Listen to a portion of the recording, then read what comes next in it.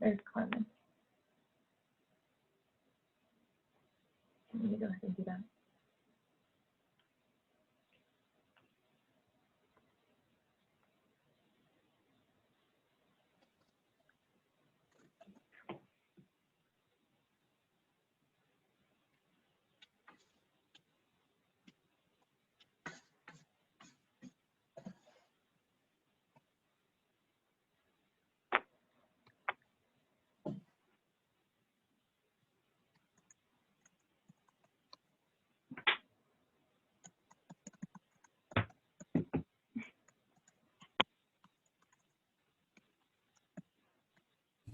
Good evening, everyone.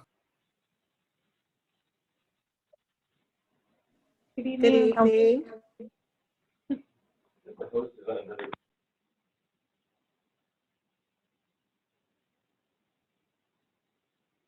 So this virtual workshop is only with the voice, no video? Correct. Because there's so many people, it would eat up the screen because with joint planning commission and city council.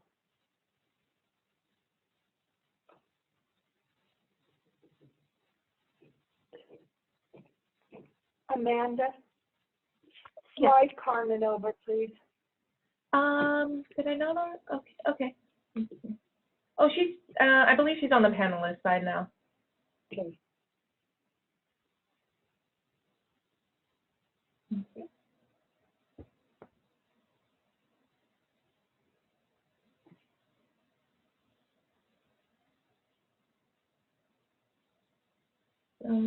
Let's go ahead. I'll go ahead and just say good evening to everyone in attendance tonight. Thank you for joining our first workshop for our upcoming housing element update. We'll begin just momentarily. Just wanted to make sure everybody who needs to be in on the meeting is here, and then we'll go ahead and begin the meeting.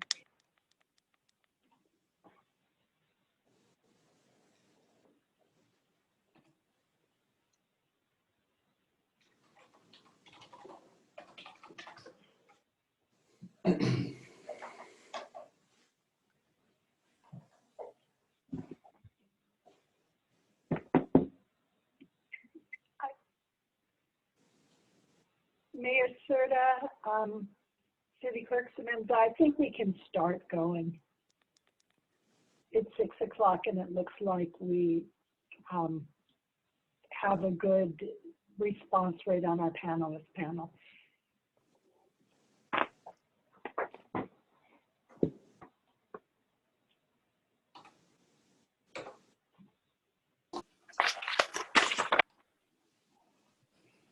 Hello, hi, this is Mayor Serta on the phone. Hello, Mayor Serta. Hi there. Please let me know when you guys are ready to begin. We're ready. Ready. Okay. All right, well, let's go ahead and begin the Gardena City Council and Planning and Environmental Quality Commission virtual workshop on the City of Gardena's housing element. This is a special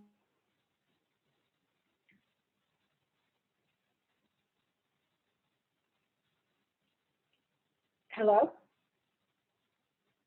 Yeah, I don't hear her.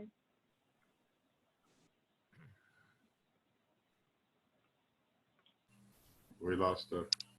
Yes, she's coming back in. Hi, Mayor Serta. I think we lost connection. If you can hear us.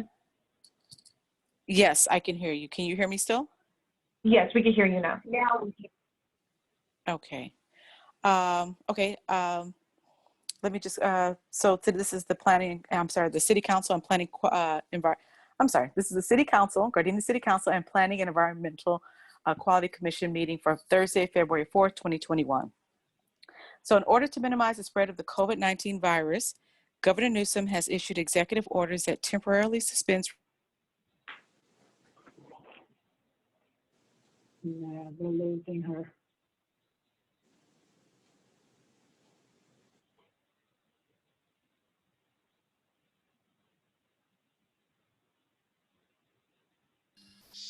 Tasha, if you can hear us, we don't hear you.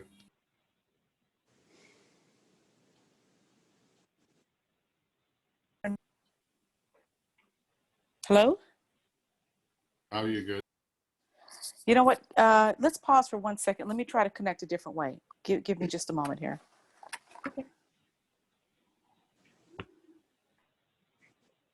Yeah.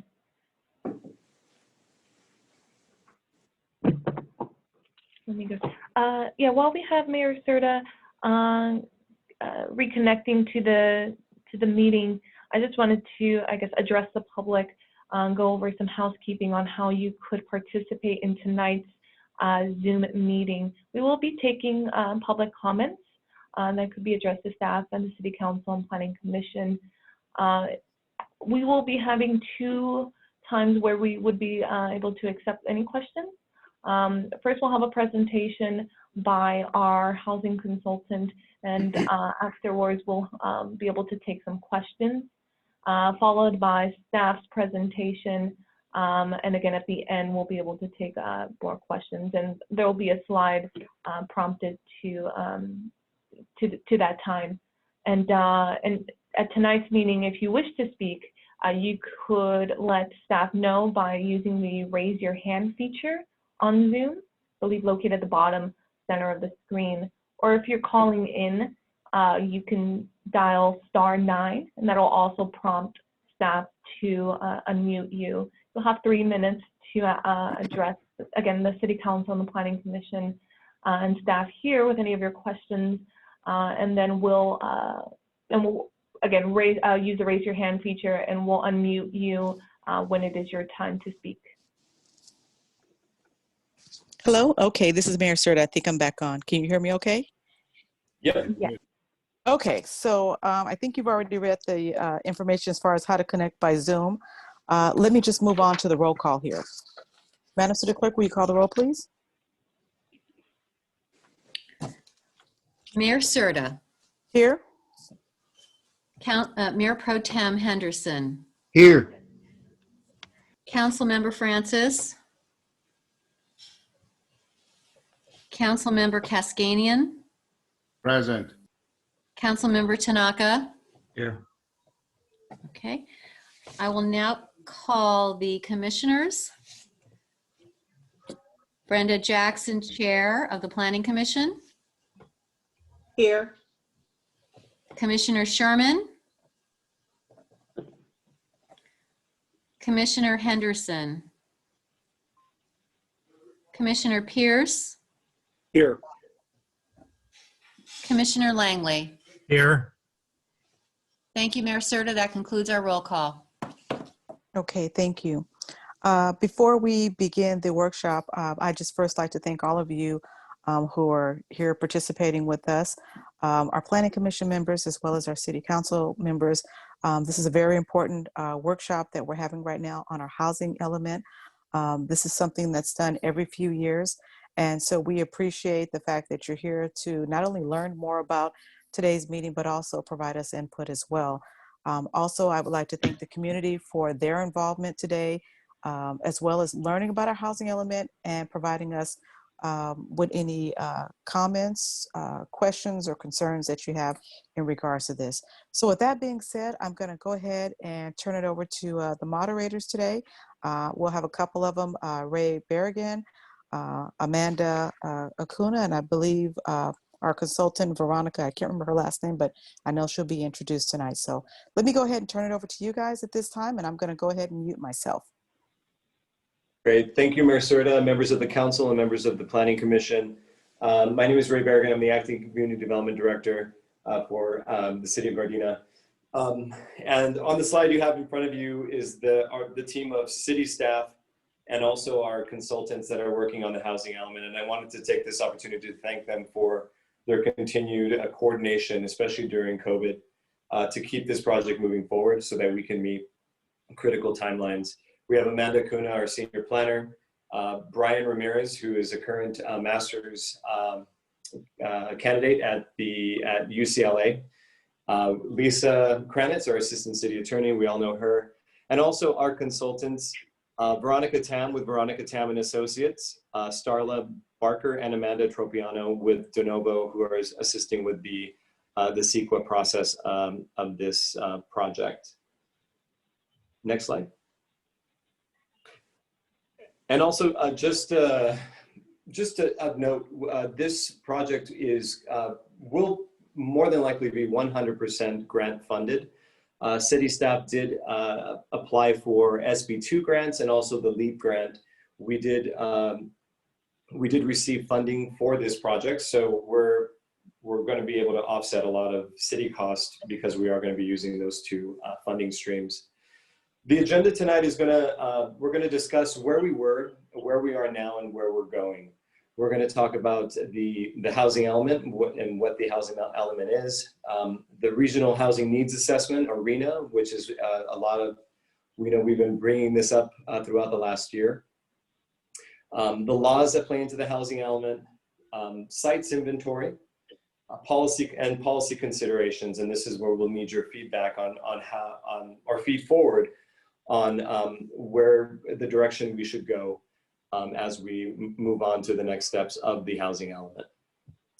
And with that, I'm going to open the presentation hand it off to Veronica Tam to go on for the next part of this presentation. Thank you.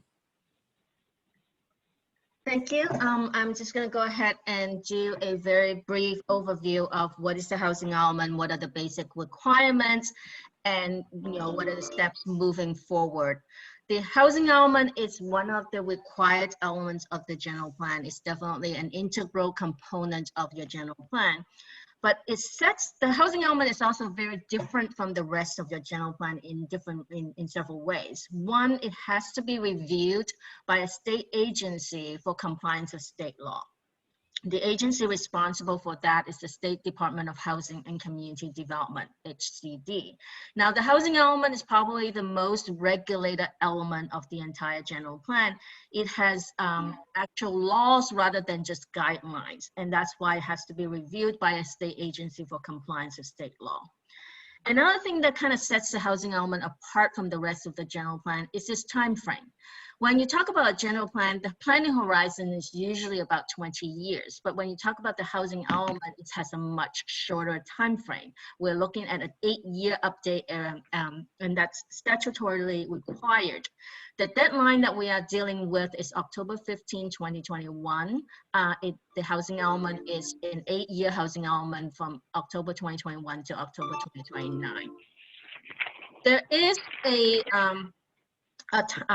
grace period with the adoption of the housing element that's 120 days, but to the extent that we can, we probably should not try to get into the grace period time frame. The housing element has also some prescribed contents.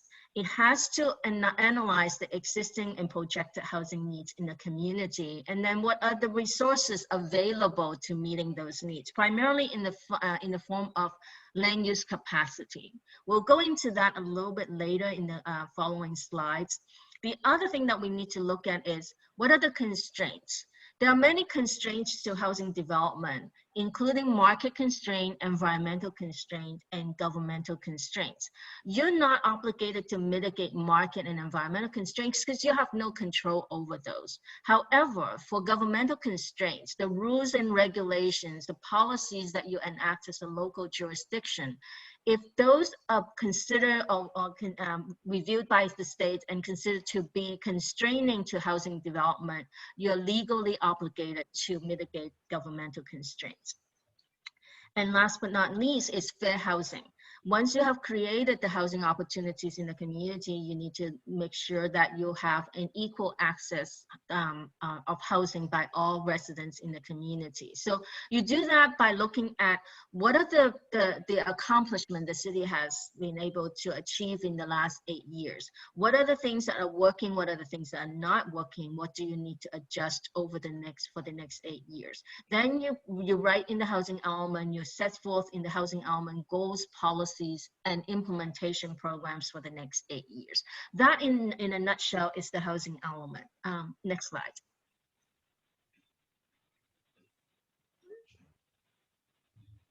So now we talked about that housing element has to go up to the state for review for compliance with state law. HCD review of the housing element primarily focuses on two aspects. constraints, governmental constraints, policies and regulations that the city enacts relating to development regulations.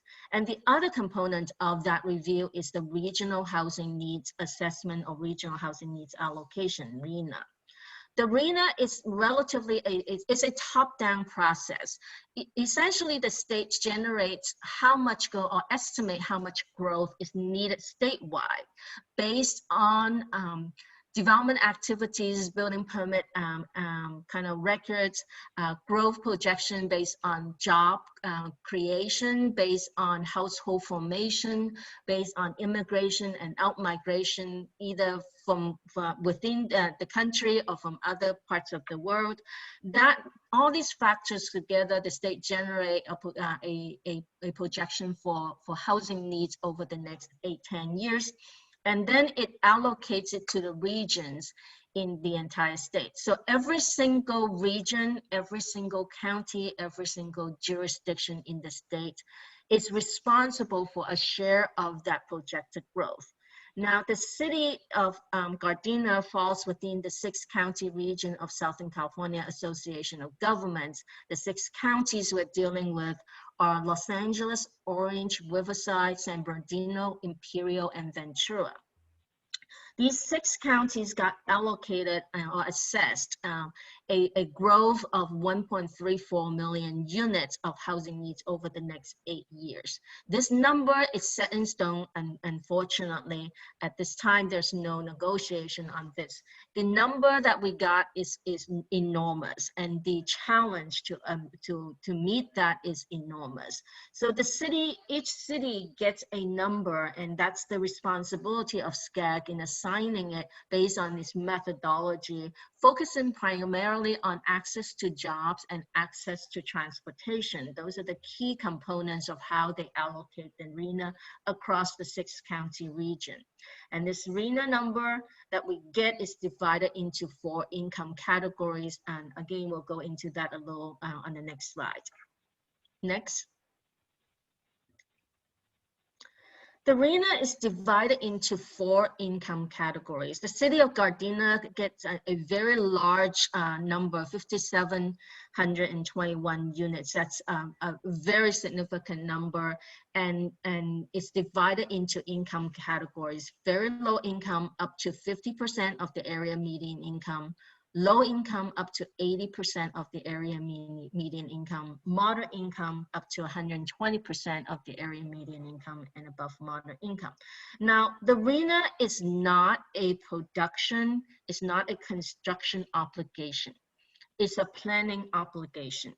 The city must demonstrate that within its jurisdiction, your land use policy, your development regulations, your zoning capacity, has the ability to accommodate potentially up to 5,700 units and change over the next 8 years. It's not a production requirement. Also, when we talk about the income, it's not that you have to produce the number of units in this income categories, because it's extremely expensive to build affordable housing, particularly for low and moderate income households.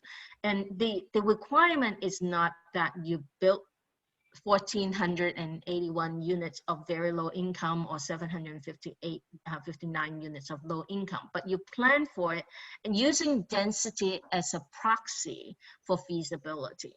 Essentially, what the state is saying is, at a certain density, you're providing land at that kind of density that would allow a nonprofit developer or somebody who comes in to build affordable housing at that kind of density with a reasonable amount of subsidies so they can possibly go to the state and be competitive in getting funding for affordable housing. It's the concept is based on feasibility, and using density as a proxy, you're not necessarily building that many units of lower income housing or moderate income housing or above moderate income housing. It all depends on just land use capacity. There is a default density we're using to analyze as what is feasible for lower income housing. The state has established a default density of 30 units to the acre in the metropolitan area and an urbanized community like Gardena. We're looking for land that is zoned for at least 30 units to the acre in order to facilitate and encourage the development of lower income housing. For moderate and above moderate income, we don't have a default density under state law, but typically moderate income, we're looking at condos and townhomes type of density, and above moderate income could be condos, townhomes, and single family homes as well. So next slide. Can we ask a question? This is Councilman Cascani regarding these numbers here, or at the end we'll talk? I don't know the protocol. Can I answer the question? Councilmember Cascani, this is Mayor Serta. If you can just hold your questions, we're going to have a point where you can ask questions. There's going to be a break before we go, like a halfway through this. So if you can just remember this portion of what slide we're on, we can go back and reference that.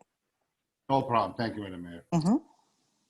So next, just to give you some reference point about income, and in the LA County area, the area median income is $77,300 as of 2020. This is the effective official income limits in the state for LA County for 2020. We will get the 2021 numbers in April this year.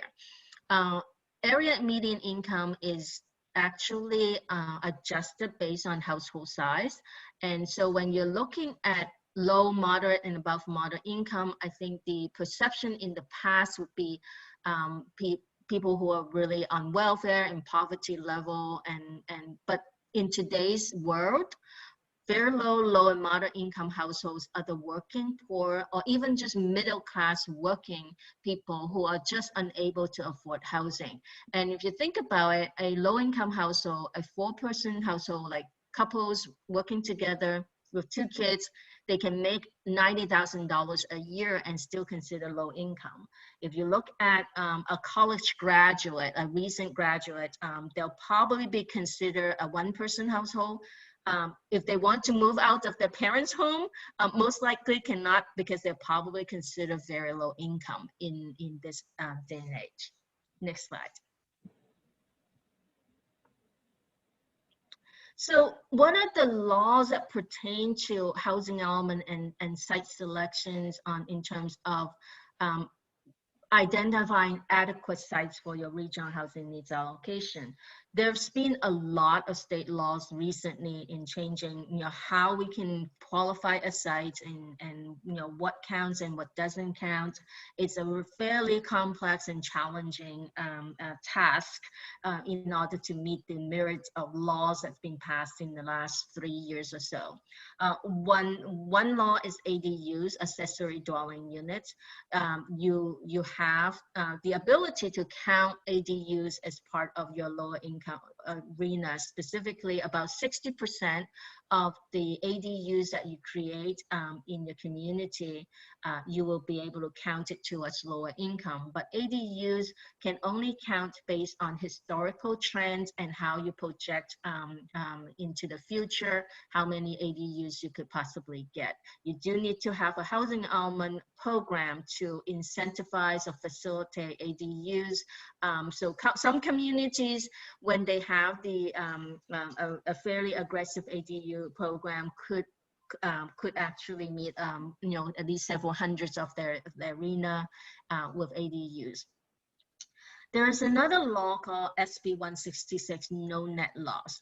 That essentially kind of ties your housing element assumed densities in the housing element to the way you would approve projects in the future. That if you approve projects at lower than that density assumed in the housing element, you need to make sure that your housing element actually, your site inventory has enough of a buffer to make it up by losing some units on particular parcels that you assumed for certain density or income level. While you are not required to produce the units, the full RENA of the units, but once you start using the site's inventory, once you have development on your site, you need to continuously monitor that you have the ability to accommodate the remaining RENA from a capacity perspective. So it's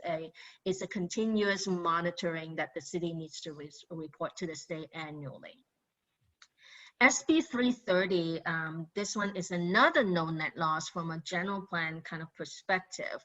If you are downzoning a particular area, or if you are redesignating residential land to non-residential uses, you have to find equivalent sites or equivalent acreage to make sure that you make up the density that you've lost. And I believe the cutoff point is January 1st, 2018. So that's the capacity, the overall capacity that you have to measure against. So if you have a general plan that adopted before that date, that's the time, that's the level of capacity that you have to tie in for the future.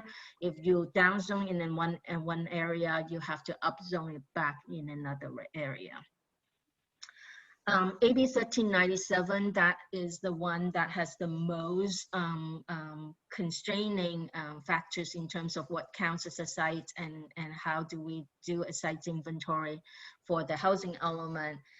30 units to the acre is assumed to be feasible for facilitating lower income housing. If you use a lower density than 30 units to the acre, you have to show market feasibility that the city is able to build affordable housing at less than that density. But then on the other hand, at a lower density, you need more acreage. So that is a trade-off that many jurisdictions have to face. There are other requirements. For example, lower income sites should be at least half an acre in size. And we also need to find sites that with some, that can demonstrate to the state that there is this potential for recycling within the next 8 years. So we cannot identify a brand new building just because it may have a parking lot that is not being used. You have to be able to convince HCD that that brand new building would go away. So, actual feasibility for redevelopment is an important component of the site's inventory. AB 72 is increased housing element enforcement. Specifically, the HCD now has the ability to decertify a housing element that they had previously certified before if the ongoing monitoring identify the cities as not being following or implementing the housing element. And they can refer the jurisdiction to the State Attorney General for litigation. I also want to add that in this governor's proposed budget, there is a new line item for a new division of HCD, and that's entirely on housing element enforcement. That is a new 12-position division that they're proposing, including 2 attorney positions in that budget. So, next slide. This is another law that relates to housing. I think, certainly Lisa can talk to you a little bit more about that, but this is something that a lot of communities are looking to partner with nonprofit organizations to build affordable housing on their properties. This AB 1851 allows a religious institutions, a facility, to utilize their unused space, like parking lots or some other parts of their properties or campus, to build affordable housing, and the developer can request, or the property owner can request up to 50% reduction in the required parking for the religious use in order to accommodate the housing. There's been a lot of communities are drafting overlay zoning codes in order to allow this type of housing to occur, and there may be some possibility or potential for the city of Gardena as well. Next slide. So the breakdown of the allocation, we are talking about, we talk about low, very low and low income, moderate and above moderate income.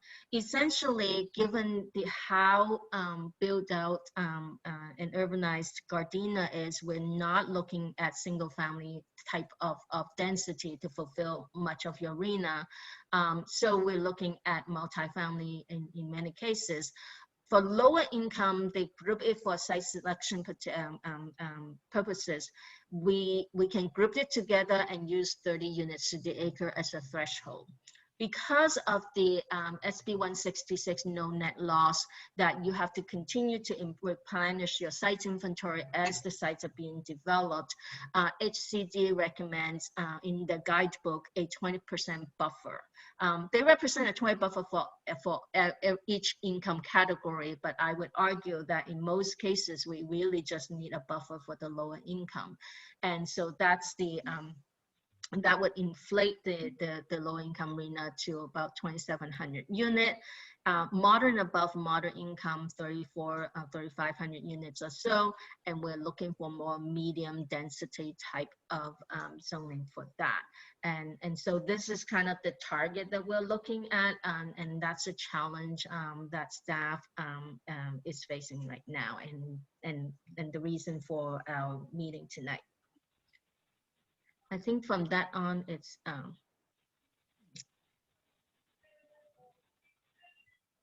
we were going to take a break here. I'm sorry for everyone. This is Assistant City Attorney Kranitz. We were going to take a break here just to see if anyone had any questions regarding the laws that Veronica just went over before we jump into the next portion of this presentation. I think Councilmember Kaskanian, you had a question? Yes, Lisa, I do have a couple questions actually right now. Go ahead.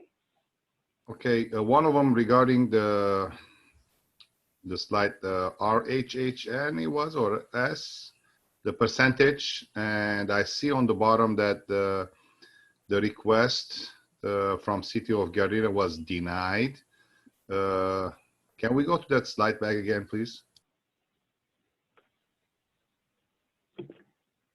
Everybody was denied.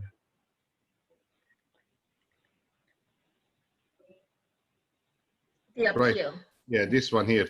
So if we look at the percentages, so we gonna, are they mandating on us to have 55% of all locations to be between very low to moderate income category?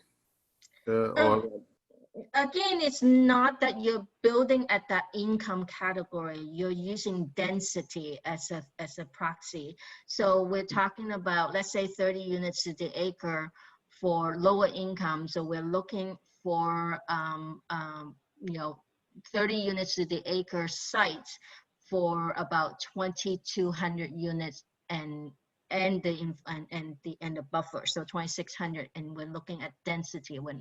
You're not building the units at that income level. You're planning for feasibility for lower income based on density. I see. Okay, and our appeal based on these numbers was denied? Went up. Yes, Councilmember Kaskanian, this is Amanda. Yes, our appeal was denied. Councilmember Kaskanian and John did an excellent job on the appeal. I looked at the staff reports for all of the jurisdictions. I think there were 52 jurisdictions that appealed. They have unanimously gone down and denied every single jurisdiction. I think Veronica said there was one exception where a site simply had no infrastructure whatsoever, so they had to pull out housing that was allocated on that site. But Gardena's not alone. They're just denying every single jurisdiction's appeal. I see. Okay. And my next question is regarding the religious institutions that they can build on their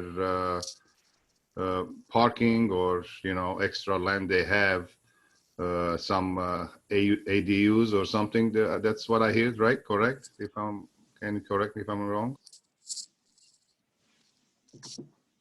Lisa, you want me to just take a crack at this one first? Yes, Sure. yes, go ahead, Veronica. Yeah, well, I think it would require some work and depends on how you would want to do it. And a lot of communities are now doing overlays.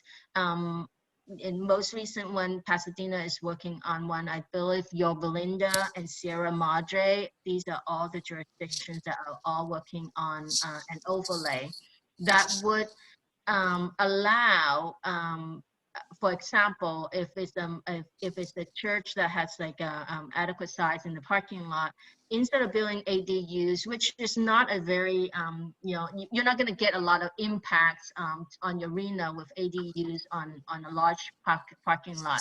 So what they're doing is I'm just give a hypothetical example that you put an overlay on these church properties. If they do partner with a nonprofit, then you would allow them to build at, for example, up to a R3 or 30 units to the acre type of development. So that's the type of housing that cities are looking at when working with church properties. I actually today interview a church, and they, you know, it's not in your jurisdiction but in another jurisdiction, and they are so totally enthusiastic about that and want to put affordable housing on their properties, and they can do 30 units to the acre. So it depends on how you want to do the overlay, but it's typically going to be achieved with an overlay with development standards and density that's beyond an ADUs. Okay, it's kind of, you know, I didn't get it, but how, I mean, the church is a nonprofit organization, first of all, and I'm guessing they're giving up their property to build this, or are they partner with the builders or whoever going to build? And since they are nonprofit, you know, I mean, they're going to collect rent, right, from this ADUs or whatever they want to build on it? Well, again, not ADUs, affordable housing unit projects. And typically it would be partnering with a nonprofit, because providing affordable housing aligns with the mission of the church. So they're usually either leasing the land or just giving up the land for free, and with a nonprofit to do that. And there are some, individually, it's up to the church how, or the religious institutions, how they would want to structure that. There are many different ways that they could do it. And so it's not a one way that you can achieve it. For example, attendance at church services have been declining. Even before COVID, and basically now a lot of church do Zoom service. So they really don't need that much space anymore, and definitely not that much parking lot. So we've seen churches either, even before COVID, they would sell the property or lease the property for housing development and move to other locations that are cheaper and smaller for their service, because a lot of the church just not seeing that the attendance are just really declining. And so there are many different ways that they can structure it, but it's not something that that you need to regulate in your overlay. It's up to the church how they can. Either they want to sell the property, or that they want to lease the property, or that they would just provide for free to a nonprofit, or that, you know, either they coexist with the housing, or that they move out of their campus. Okay, thank you. This is Mayor Serta. I have a quick question as it relates to the AB 1851 as well. Let's just say a church decides they're going to lease some of their parking lot area, and they're allowed to reduce their parking by 50%. How does that, and let's just say this church isn't necessarily, they don't have a decline in membership. Does that then mean that the city would allow the church to have off-street parking for their Sunday services? Or, I mean, I don't know, right now, a normal church size, I mean, are they required to have parking lots? Or are they exempt from that? I'm just curious how that would impact their parking for their Sunday services. Yeah, I think this law is new, and so I don't have the answer to the question exactly, because everybody is kind of learning that and trying to develop something. But one thing is you can do joint use, because a lot of times, I'll give you an example. In Monrovia, in Old Town Monrovia, they have a church there, and it's only used like 2 times a week. So the majority of the parking is actually a shared use with the theaters next door. So there's theoretically, you can do some kind of shared parking arrangement between the residential and the church, the assembly use. Okay, thank you.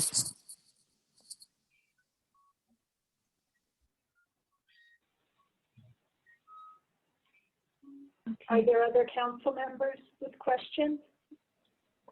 Or commissioners? Or commissioners, sorry. Thank you, Amanda. This is Councilman Tanaka. So what I'm hearing is there is no parking. There's no parking allotment for this entire program. So this church thing, you can cut a parking lot into 50%. And you're just assuming that the residential will just say, okay, don't worry about it. You can park anywhere you want. Because parking is the biggest issue. There is no parking. So if you take a church like Gardena Valley Baptist, they have programs pretty much all week long.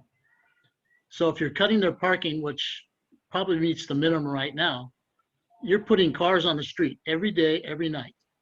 And I don't think the residents are going to appreciate it.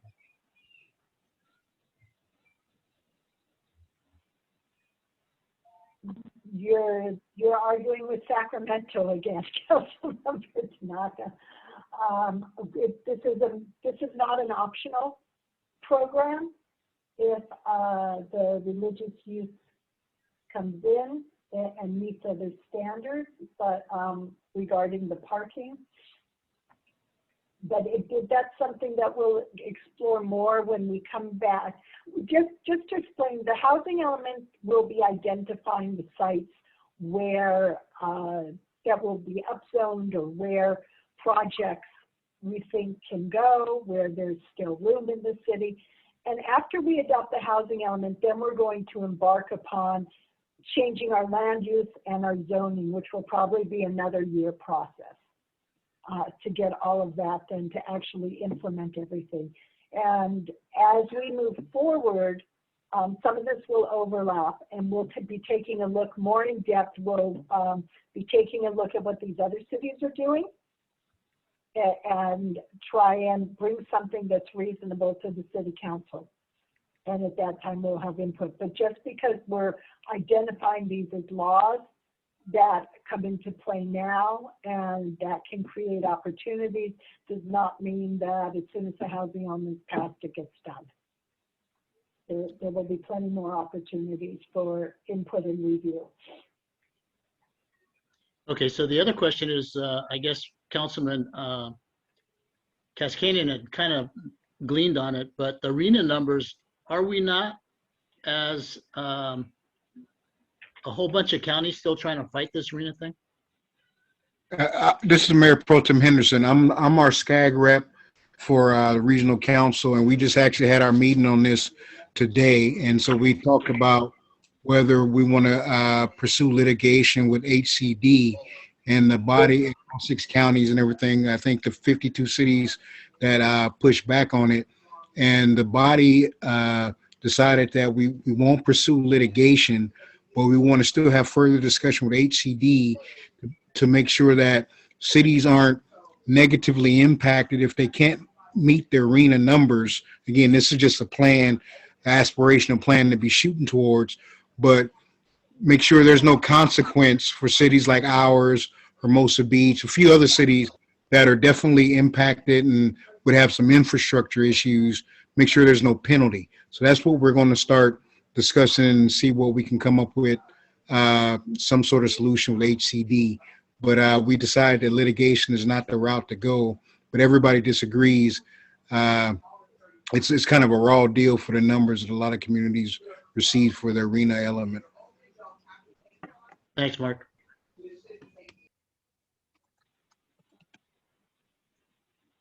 So, Stay tuned. Councilman Cassidy, Thanks. so is this means that, all the religious institutions that they're going to now, probably they're going to sell some of their parking lot to make money, or they're going to be partnered with somebody to make some money. They're just not going to give up their 50% of their property or the parking to build this, affordable housing in there. And I thought they are a nonprofit organization, so this kind of puzzles me. I mean, I don't understand this. So how is this thing going to work out? Otherwise, everybody in city of Gardena, all the church, religious institutions, they're going to line up in the city hall and they're going to request to do this so they can make money, profit, right?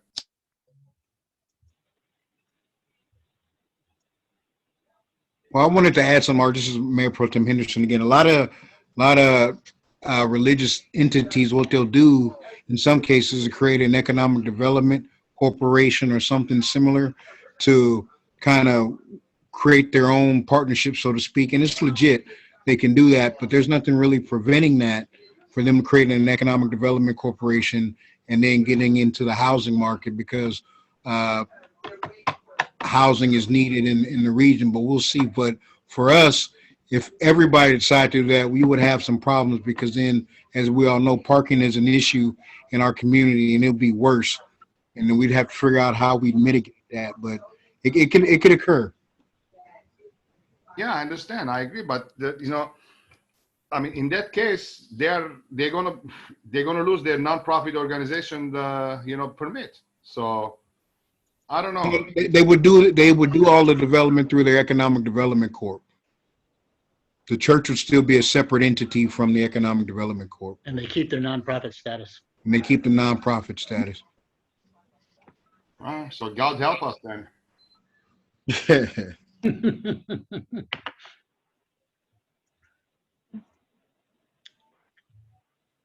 Mark, maybe you can answer this question. Is there Yes. something that says that, I guess if one city is allowed not, because they don't have the ability to meet the arena numbers, that the arena numbers are then shared with another city? Is that something that happens? Let me follow up with that. Again, I speak with SCAG again tomorrow on another issue, and I can bring that back up with staff and the president to see what happens. So for city, and I think a few cities have already, every city that has made a case, the cases are legitimate. So, but if a city can prove that really they cannot meet their numbers, does that number then get spread to the other 51? Nobody's made that determination yet. Okay. But I'll find out and I'll get back to everybody on that. Thanks, Mark.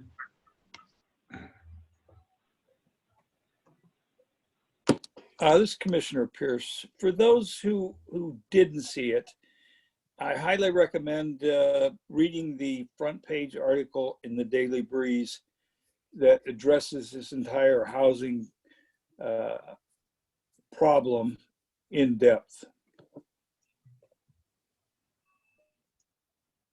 Commissioner Pierce, is this today's issue or newspaper?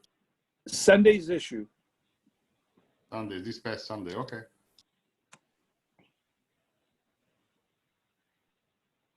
Are there any comments or questions that any other commissioner or city council member has at this time?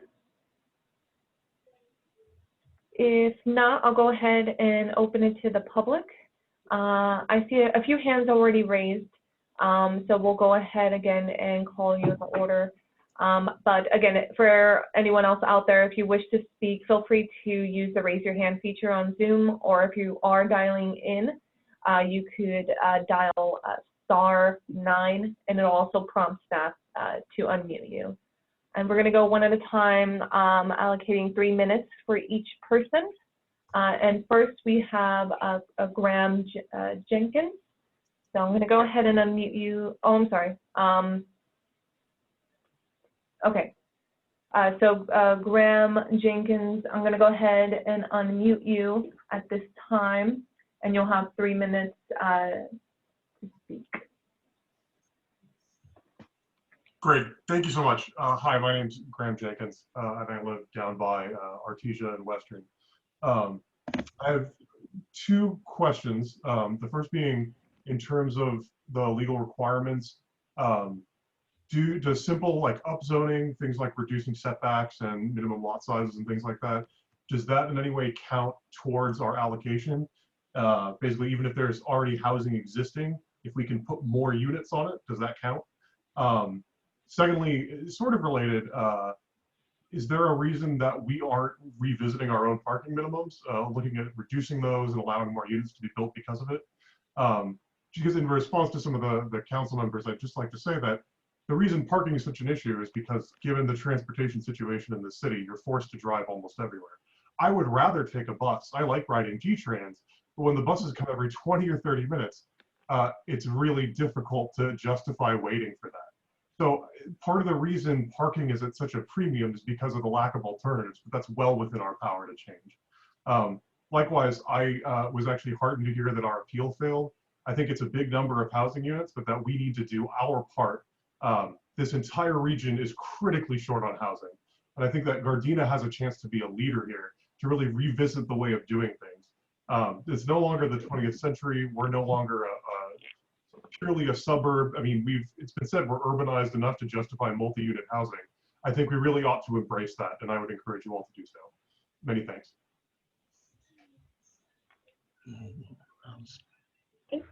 Mayor Serta, I can address a couple of those issues. Go ahead. Certainly one of the items that we will be looking at, and it comes up in one of the later slides, is looking at changing the requirements of allowing higher density in some of our existing zones. Changing development standards is also an option. And there's certainly a ton of incentives out there for affordable housing in relation to parking standards, where the parking minimums can drop below what's the standard in the code. As far as improving transportation, I just want to point out that 97% of Gardena is already considered to be a high quality transit area, meeting certain state definitions. And in fact, because we are in a high quality transportation area, that is one of the reasons Gardena got hit with so many housing units, because they put those units in areas that had better transit. So just for the record, SCAG thinks we have great transit. Okay, and with that, next, we have a few more people from the public wishing to speak. We have next Wanda Love, and after that, I believe we have Ken. So I'm going to go ahead and let me just reset the timer. And I'm going to go ahead and unmute.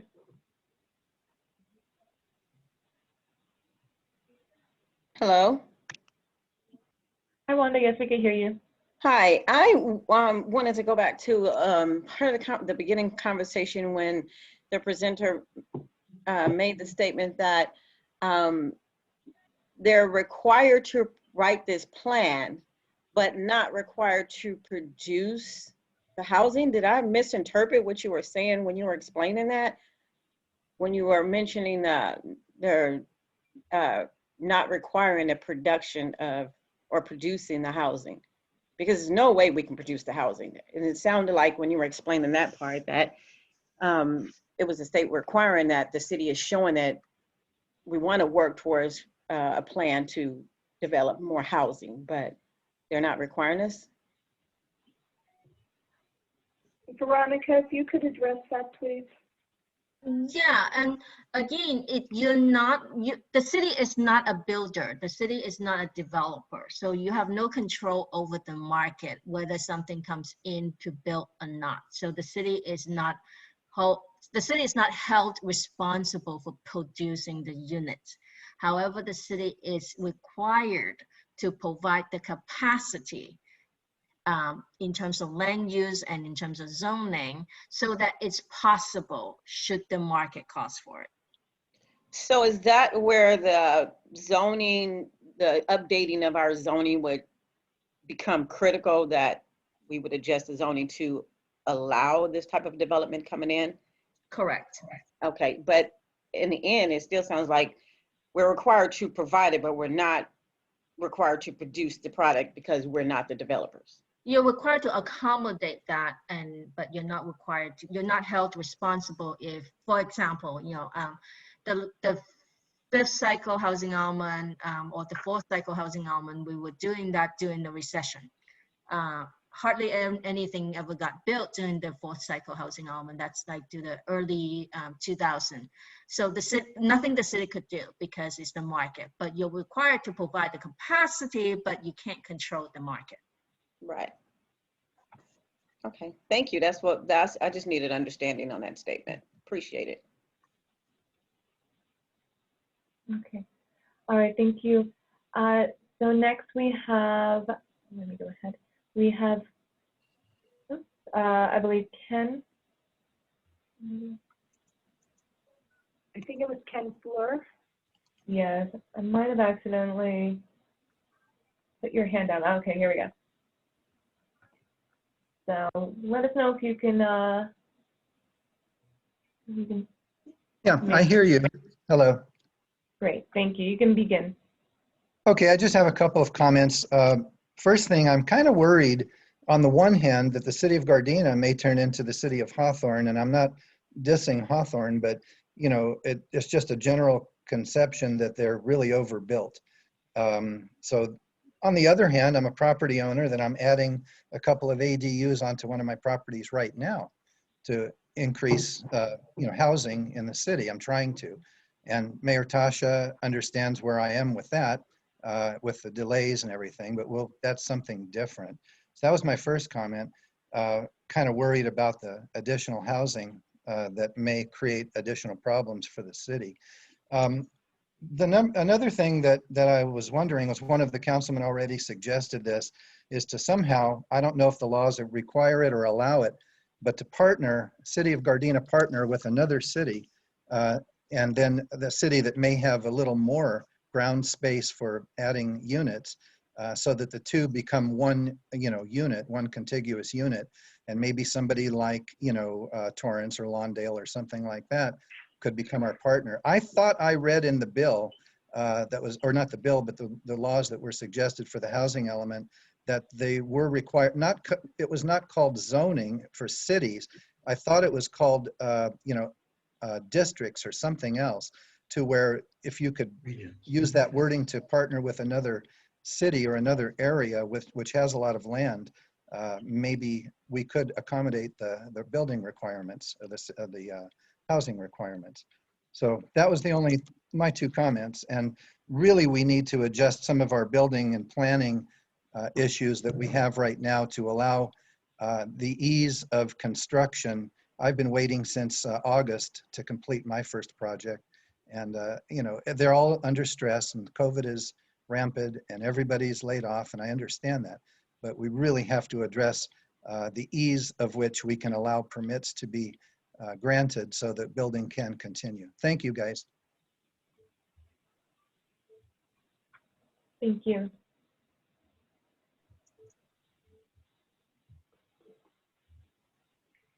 Okay. Let's see. And we have one more speaker from the public wishing to speak, Emmanuel. So I'm going to go ahead and unmute you at this time. And then I think after that, I think Councilmember Francis has joined us, and she also wants to speak on this item. And then so we'll go ahead and we'll have Emmanuel speak, and then afterwards, Councilmember Francis wants to speak on this item as well. Okay. Hi, my name is Vander Boza. I'm an architect. I grew up in Gardena, and I work with a few Gardena developers, and we're looking at the city of Gardena as you know, like for potential development and stuff like that. And one question I have for city council and your planning group there is what about mixed use development? Because mixed use development is a good catalyst for developing housing, because it would allow developers to come in and afford to build less than premium housing if you do it in a mix. And also, I had some questions about walkability and what are you going to do about the downtown Gardena? Because other small cities like Torrance and stuff like that, they're doing studies right now to make those places more habitable and more interesting. And the other thing is low income senior housing. That's actually a good idea for what you're using for religious institutions that want to give up some of that parking. I'm sure they'll be interested in that. Those are my questions. Those are my comments. I hope you guys have a few answers for that. Thanks a lot for letting me talk. Hi, this is Mayor Serta. I know that question was directed at the City Council, but just so that the public knows, this workshop today is being moderated by our community development as well as our consultants today. So they will be the ones that will be answering most of these questions here. So I'm going to turn this back over to the attorneys and the consultant and community development to continue kind of moderating and or answering these questions as well. Thank you, Mayor Serta. This is Ray Berrigan. Just to answer the question regarding mixed use. Mixed use is part of this this endeavor. So it's a combination of different zoning and different property types. But yeah, mixed use is definitely part of this. And Veronica and anyone else, please feel free to jump in on any of these multi-question. Well, and this is Assistant City Attorney Kranitz. I just want to point out that the city does in fact have a lot of areas that are already zoned with a mixed use overlay that allows both residential and commercial uses in it already.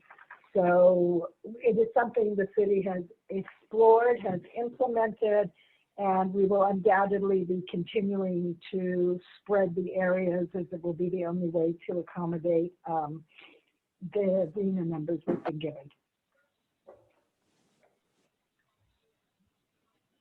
Okay. And then I see Councilmember Francis, I see you have your hand up too. If you wanted to speak, you can go ahead and unmute yourself at this time. Thank you. I just had something that just occurred to me.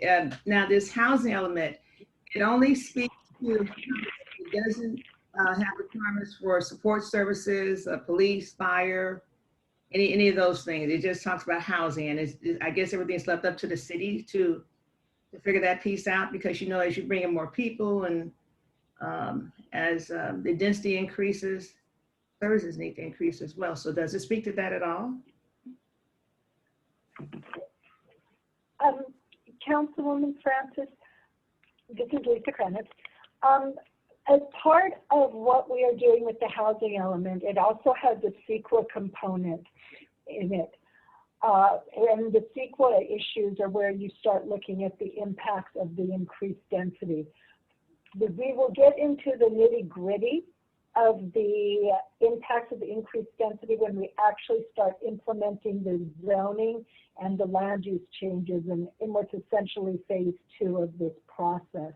So we are anticipating, and I think our environmental consultants are on the line as well, we're anticipating the housing element will probably get approved with a negative declaration or mitigated negative declaration. And then the actual changes to the land use we will be looking at all those other impacts at that time. So it is definitely a consideration.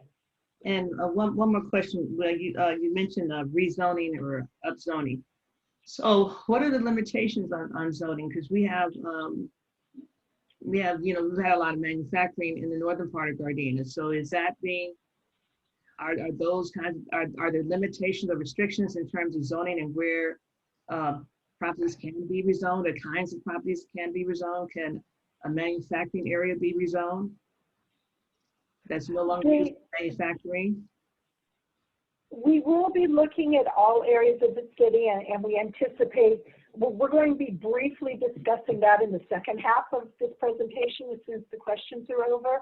What we're looking at, but we'll be coming back more in depth at a subsequent workshop joint meeting for the commission and council to see. The one thing the law does require is your affordable housing is not supposed to be concentrated in one area of the city. So the idea would be that we would have to spread these zones that are going to have to go to at least 30 units per acre throughout the city, so that it's fair to all of Gardena. No, I was just, because as we just discussed, affordable housing has a whole new meaning in this context. We're not talking about, we're talking about, you know, the teachers, entry-level firefighters, police officers, those kinds of families. Those professionals, early professionals now become low-income housing. But the other question is, I just forgot, recently we approved a low barrier navigation center that was required to be a part of our housing. Is that a part of the housing element? And where does that go? Veronica, can you take that? Yeah, the low barrier navigation center is only just a permitted use in your zoning code. So you're just really doing a zoning text amendment. It's required under state law as part of the special needs housing. So we do report in the housing element whether you have done it or not, and if not, when you're gonna do it. But it has no, again, it has no construction requirement. It's just to add a permitted use in your zoning code as a text amendment. And as I understand, those were for mixed overlay zoning areas, zones? No, it's a permitted use if they meet certain requirements in zones where you allow multifamily housing, including mixed use and non-residential zones. But it has nothing to do with the mixed overlay. Because that's what I was. No, that would be in our mixed use overlay zone. As well, yeah. It is. Okay. All right, I thought that's what I'd heard. All right, thank you. Okay, and it looks like we just have one more person looking to speak from the public on this first half, and then I think we'll go ahead and just move on to the second half of the presentation after that. But right now we have Angela Q looking to speak.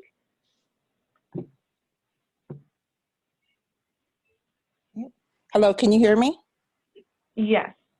Hi, I'm a local property owner here in Gardena, and I just wanted to, I have a quick question circling back on Wanda's question. What happens if the city doesn't meet the capacity requirement? For, just say, there's not enough available land. And this is my first time on this forum, so a lot of this is new to me, but just out of curiosity, what happens if we can't meet that? We actually have a slide, Angela, we actually have a slide at the end of the presentation that's going to cover that.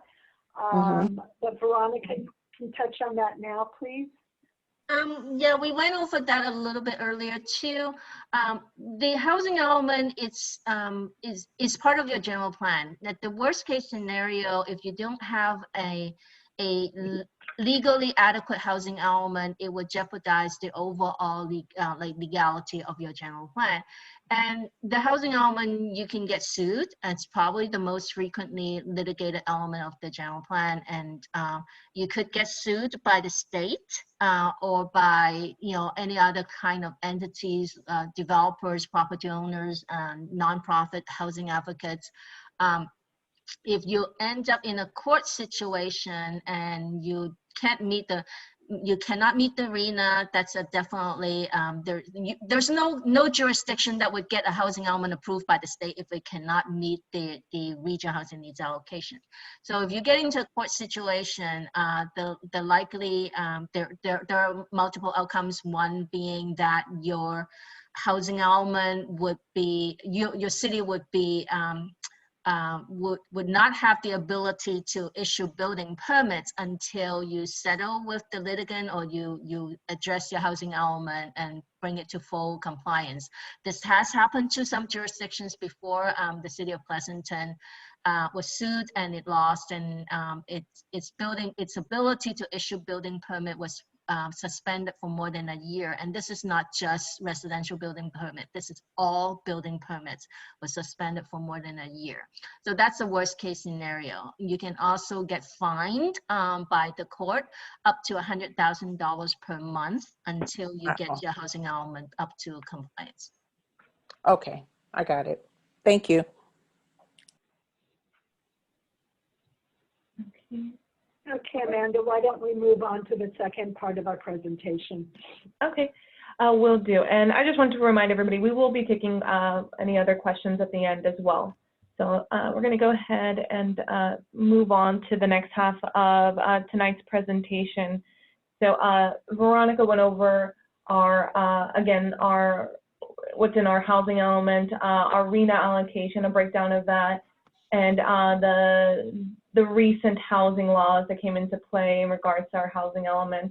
On this next half, we're going to discuss staff time on preliminarily coming up with a site's inventory for this allocation of from RENA, as well as our policy considerations that we touched on during the questions, and as well as the next steps.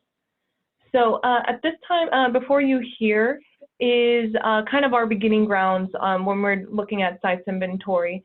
So here staff put together a list of recent projects that were approved that will be able to be counted towards our allocation. And those are projects that went before either our planning commission and or our city council. So for example, the Malia Homes project on the old Moneta Nursery of 84 units, including 2 affordable, as well as the Olson Company project that was approved on the previous Lloyd Nursery site. And most recently, the Walnut Place project from the G3 Urban Development Company. So all those projects are projected to begin construction later this year, and I believe at least by July, or sorry, starting July of this year. So those units that have already been reviewed and approved will be able to be counted towards our allocation. So there we already have 186 units. At this time, we have some projects, some pending projects, including the Gardena Transit-Oriented Development Specific Plan that will be coming up to Planning Commission and City Council soon. And that's a project proposing 265 units on Crenshaw Boulevard, just south of El Segundo, and a smaller project titled Gardena Havens over on Magnolia Avenue. So again, those are projected to also be counted towards our allocation. So with those projects, we have a total of 457 units that we can use towards our RENA number. So the next steps, again, on our sites inventory is looking at other land. So those projects, developers had taken a look at and, proposed residential development. So staff has taken some time to take a look at what other sites throughout the city could potentially be used for a residential development as well. And when we're looking at sites, as we mentioned before, we're looking at sites that are at least half an acre to meet the requirement to be able to allocate it towards affordable housing. As well as we could look at some, and we are looking at vacant sites throughout Gardena, but Gardena has very little vacant sites. It's approximately, I believe, less than 5 acres in total throughout the city. And so what we're looking at then is for potential near-term development sites, as Veronica was saying, that we could identify for redevelopment. So we looked at conditions of the properties throughout the city, age of buildings, uses in those areas, as well as we also included some sites that that had already expressed interest from developers. So we took a look at that and we compiled a preliminary sites inventory map and list, and we'll go over that in just a minute. But we also wanted to mention that we need, in order to meet the statutory obligation to plan for this capacity of our RHNA allocation, we are looking at probably doing a housing overlay on some commercial and industrial properties. And we'll get into that as well in a bit. But again, as Lisa and Veronica have stated, that state law prohibits the concentration of affordable housing in one location. So we really took a look at how we could, spread that allocation throughout the city. So here is, again, a map of staff's inventory. Again, looking at uses of the property, ages of the building. This includes, again, express interest, and as well as any of the conditions of the property where there could be potential redevelopment for housing in these areas throughout the city.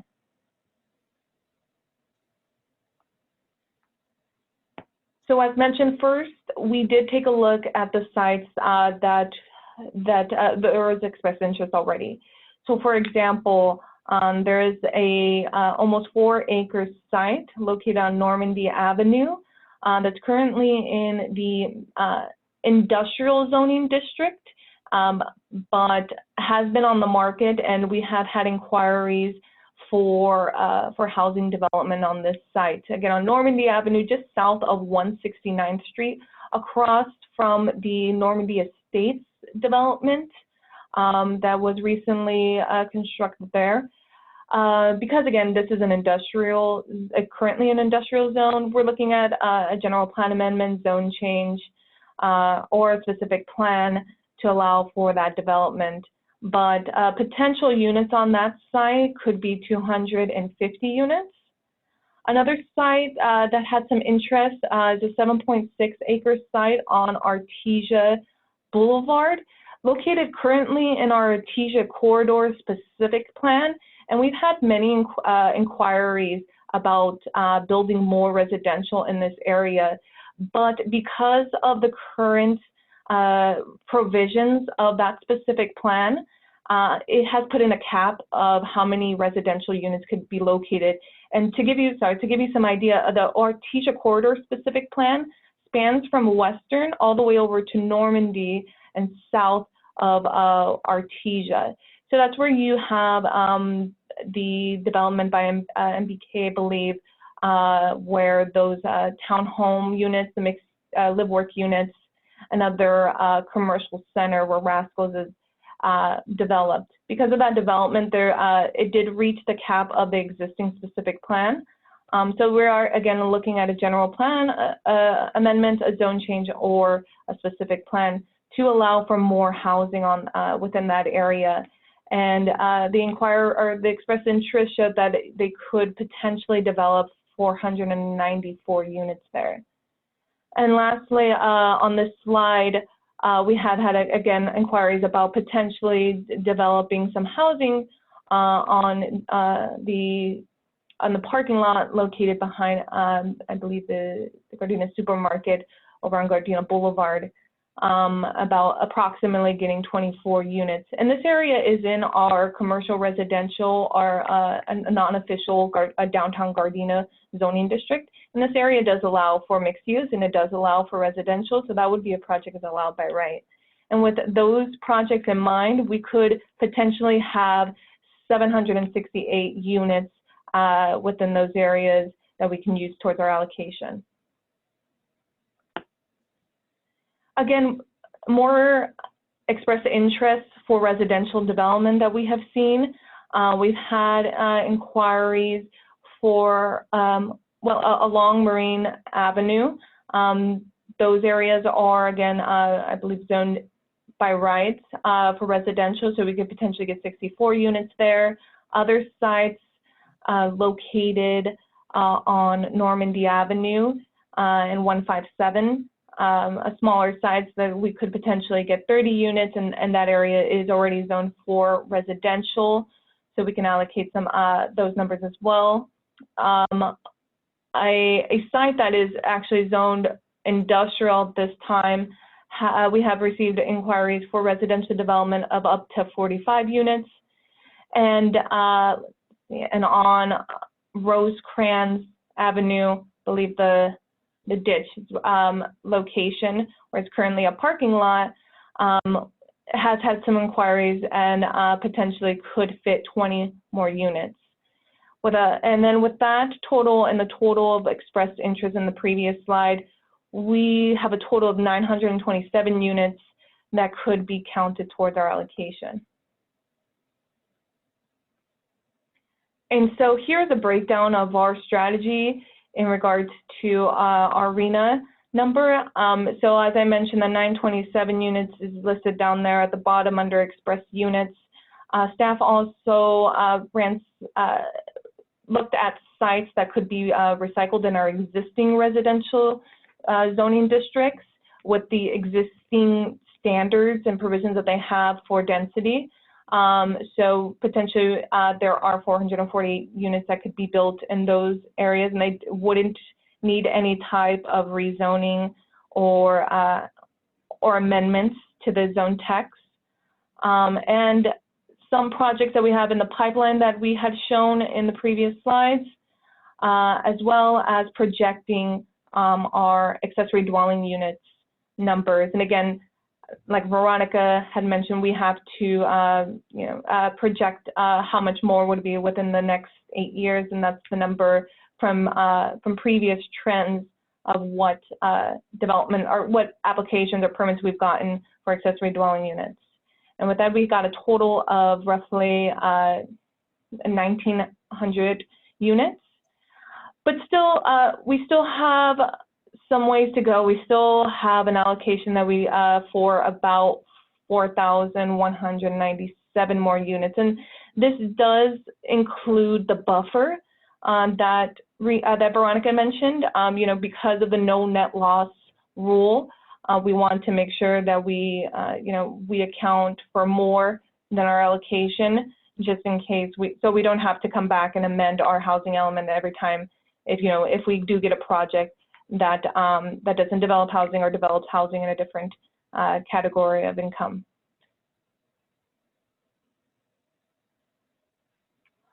So the next couple of slides here are some of staff's ideas on what we could do to tackle the rest of that allocation of about 4,000 more units. And so staff took a look at some areas in the city that could be potentially be rezoned to some or rezoning or upzoning to residential. So like I believe some members of the public were asking, about that. But these are the sites throughout the city that we've kind of identified for a prime location for that. So here is the HB zoning district, and so for those who don't know this area, it's located at the southern end of Gardena, and it's a home-based zoning district.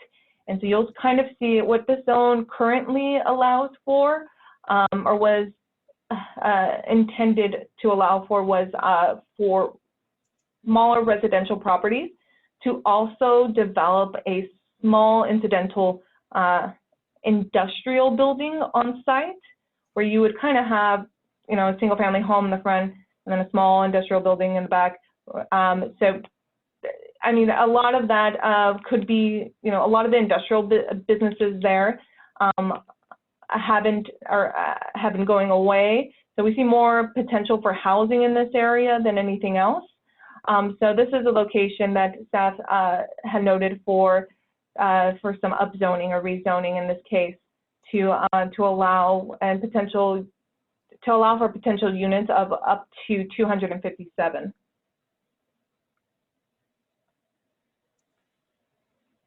Another location in mind was because of potential interest in the surrounding areas for residential or some industrial sites. located on Normandy and 166. And that would be an upzone from M1 to R4 and would allow up to 69 more units.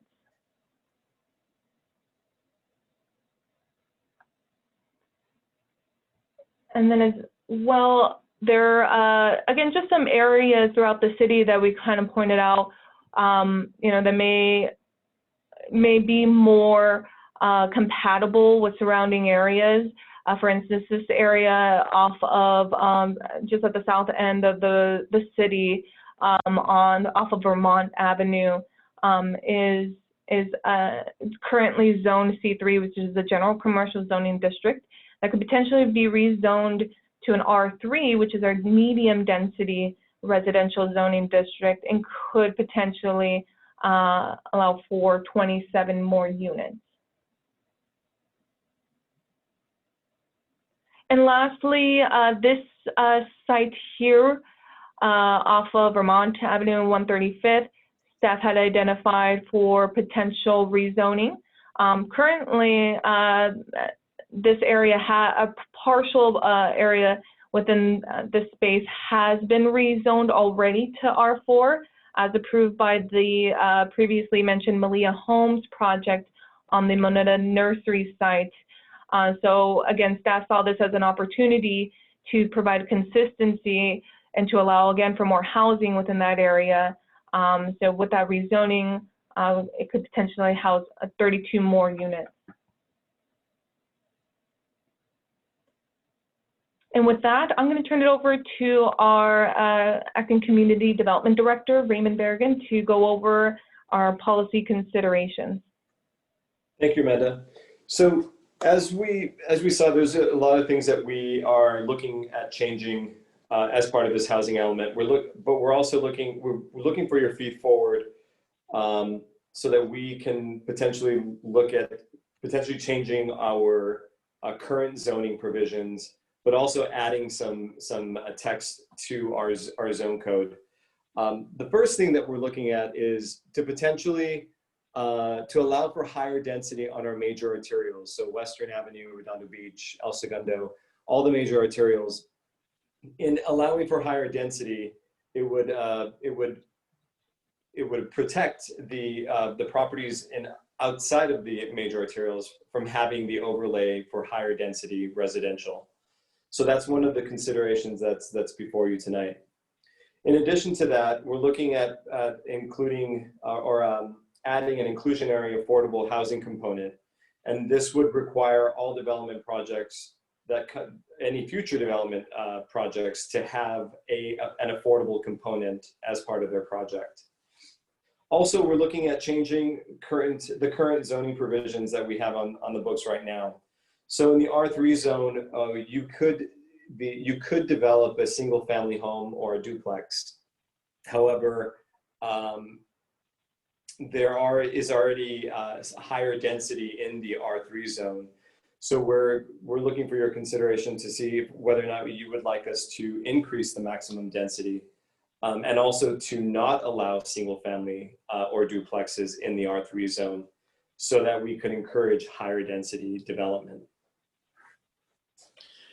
Similarly, in the R4 zone, we're looking at anything over half an acre. We're considering a density of no less than 30 units an acre. We're also looking at eliminating, in the R4 zone, there's tiers. As you increase the size of the property, the density increases as well. So we're looking to eliminate the mid step, which is 27 units per acre. So just eliminating that altogether. And that's again due to the fact that 61% of our R4 zone exceeds 30 units an acre already. And so in doing so, we would increase the maximum density in some locations. And of course, and also similarly, increasing the density in the MUO as well. Again, anything over half an acre in the MUO zone should be 30 units an acre. And again, similarly to the R4 zone, we would eliminate that mid step of 25 units an acre for anything that's, for any property that's half an acre to just under 1 acre.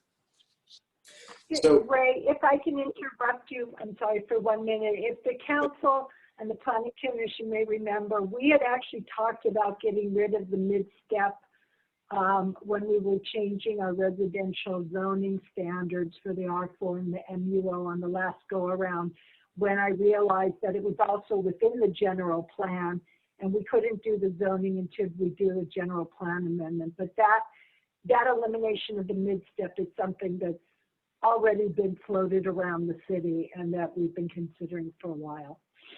right, so in increasing all of these, or increasing the density in all of these zones, it would allow for a more capacity in addition to the changes that we would make as part of the housing element. And so if, can we go to the next slide, or should we take maybe some questions or maybe some feedback regarding those considerations now, or did you want to move on?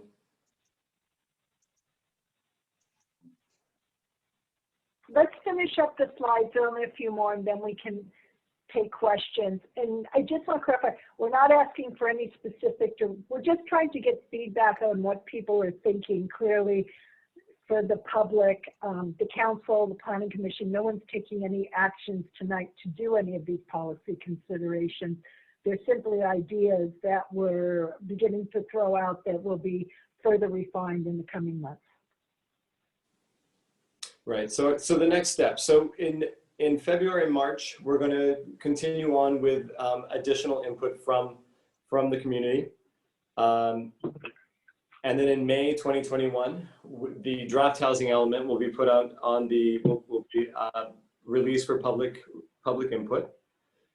And between May and August, we'll proceed with the CEQA portion of the housing element. In June through August, the draft housing element will be presented to HCD for their review. And in September through October, we'll continue on with the adoption of the housing element.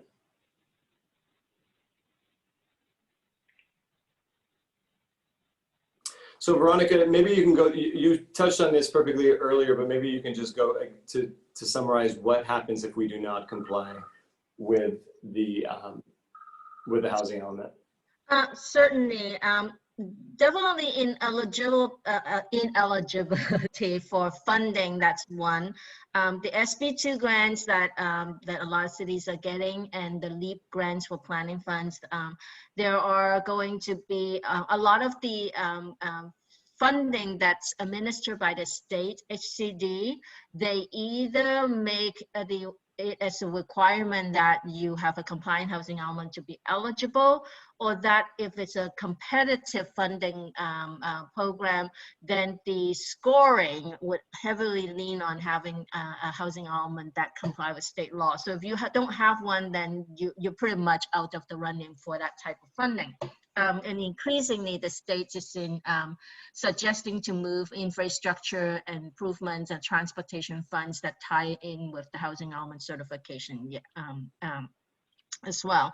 This hasn't happened with the SCAG region yet, but ABAG, Association of Bay Area Governments, and SENDAG, San Diego Association of Governments, both of those regions do tie in transportation funds with housing element certification. Housing element can be referred to, non-compliant housing element can be referred to the State Attorney General for litigation. In 2019, there were 42 or 40-something jurisdictions that continue to not have a certified housing element. They were all referred to the State Attorney General, and one jurisdiction, the city of Huntington Beach, was indeed sued by the Attorney General, and they settled. And then we did talk about fines, up to $100,000 per month until you get the housing element resolved. The court can also withhold your ability to issue building permits. This has happened to multiple jurisdictions before, including my recollection would be definitely Pleasanton, I think Monterey Park at one point was subject to that, and I think San Clemente may also be one of those as well. So there have been definitely jurisdictions that had their building permit authority withheld until they resolved it. Now, worst case scenario also is if you're unable to come up with a land use plan that meets your RENA, the court can zone it for you. And an example for that is the city of Encinitas. The city of Encinitas housing element was in litigation for many years. They were sued by developers, and it was in a court situation, and because the city requires voters' approval of the land use plan, and the voters continue to vote it down. At the final, ultimately, I think in 2020 last year, the court basically say, no, you don't have the ability to say no.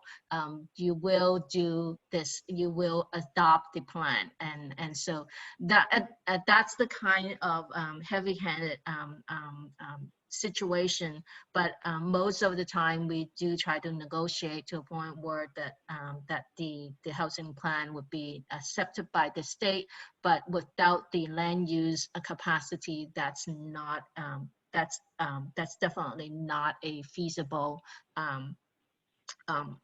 option to the community if you want to get a certified housing element.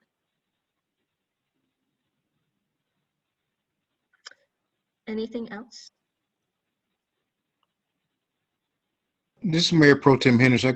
I'm not sure if it's a question or a comment, but the challenge we have, there's no way to incentivize, even after we do our overlay and we talk about upzoning spaces and doing something more on our commercial corridors, there's no incentive for the developers to develop the affordable housing and everything, because there's no more redevelopment or anything like that. So then we do all this, developers still don't develop it because it's not profitable for them.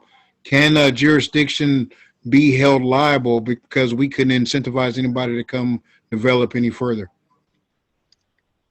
Councilmember Henderson, we're not liable if we can't put in that kind of housing if it doesn't come. But just remember, if we identify certain sites, let's say down Crenshaw Boulevard below where the Gillard development is currently being processed, and we say this site is good for 50 affordable units on the remaining of Crenshaw Boulevard here, and then the units don't get built, but other kind of housing does get built there, we have to make the finding that there's still available land to meet the very low or whatever affordable housing unit we had assigned there. That's one of the things Veronica was talking about earlier. And if we eventually run out of room, then theoretically we're supposed to rezone something else. This has been one of the biggest problems. This has been one of the issues I've been frustrated about since this first allocation came out from SCAG, is they put us in a no-win position by saying you're not allowed to turn down a housing project, as you have heard us say ad nauseum, from Peter to myself to Carmen over the past few years. Yet we're supposed to also keep the land available for affordable housing. So we're in a catch-22, and that's why the buffer. But as long as we keep making sites available and we have it identified, we're not penalized for it not being built. Okay, thank you, Lisa. Councilman Kaskanian. Lisa, question. Does Sacramento know that we are only 6 square miles over here in Gardena? We raised that in our appeal. Yes, the Gardena got more housing than its neighboring jurisdiction, which was much larger than us. It didn't seem to make any difference to SCAG whatsoever. And but it was certainly pointed out to them.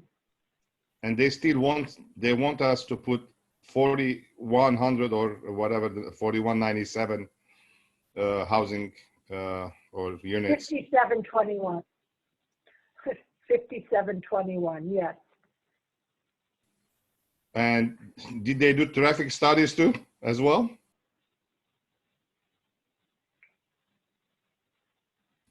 I mean, we are congested already. I mean, can you imagine with all that numbers and all the people they're going to be, the traffic, the vehicles and everything in the city? I mean, I don't know. It's I don't understand it.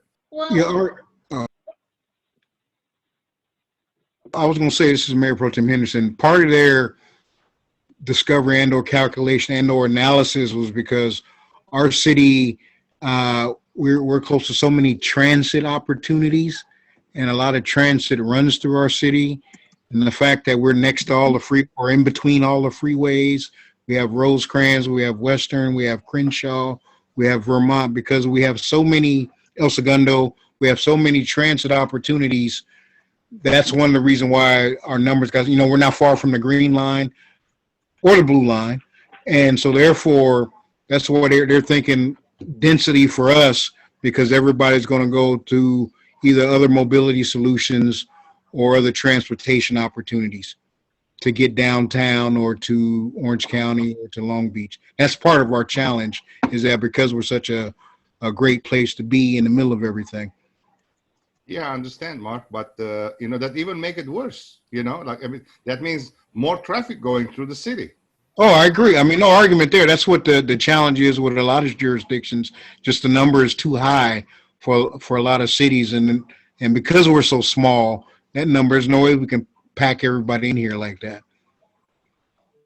Yeah, like Lisa said, there's a 25 square mile city that has less housing requirement than a 6 mile square city. Let me ask you a question. So, so the planned sites that you have now, these are to become a part of the housing element, or because I thought the housing element was more of a generalized document that said, this is what the possibilities are, this is what our zoning is going to look like, rather than specific projects. So it looks like to me the housing element right now contains specific projects. Is that how it's supposed to go? Potential. I'm just a little confused. Lisa, you want me to take a crack at this? Please. I might take a crack at it because it doesn't. Because see, I thought. Now I could be wrong. Rescue me if I'm wrong. I thought the housing element was more of a planning document, not a this is document. You see, you understand what I mean? Well, let me explain the RHNA. How do you get to the no, I get the RHNA and all that. But, no, it actually does relate to that. And well, maybe you can help me out, because at one point you say that the RHNA allocation is not an obligation to build, but just a plan to build. Right. And let me explain. And isn't that what you told me? Let me explain to you how do you get to the RHNA. No, so you have multiple ways to get to the RHNA. Like, this is a RHNA allocation. So the first thing that you can do is if you can meet the RHNA with actual production, that's one way.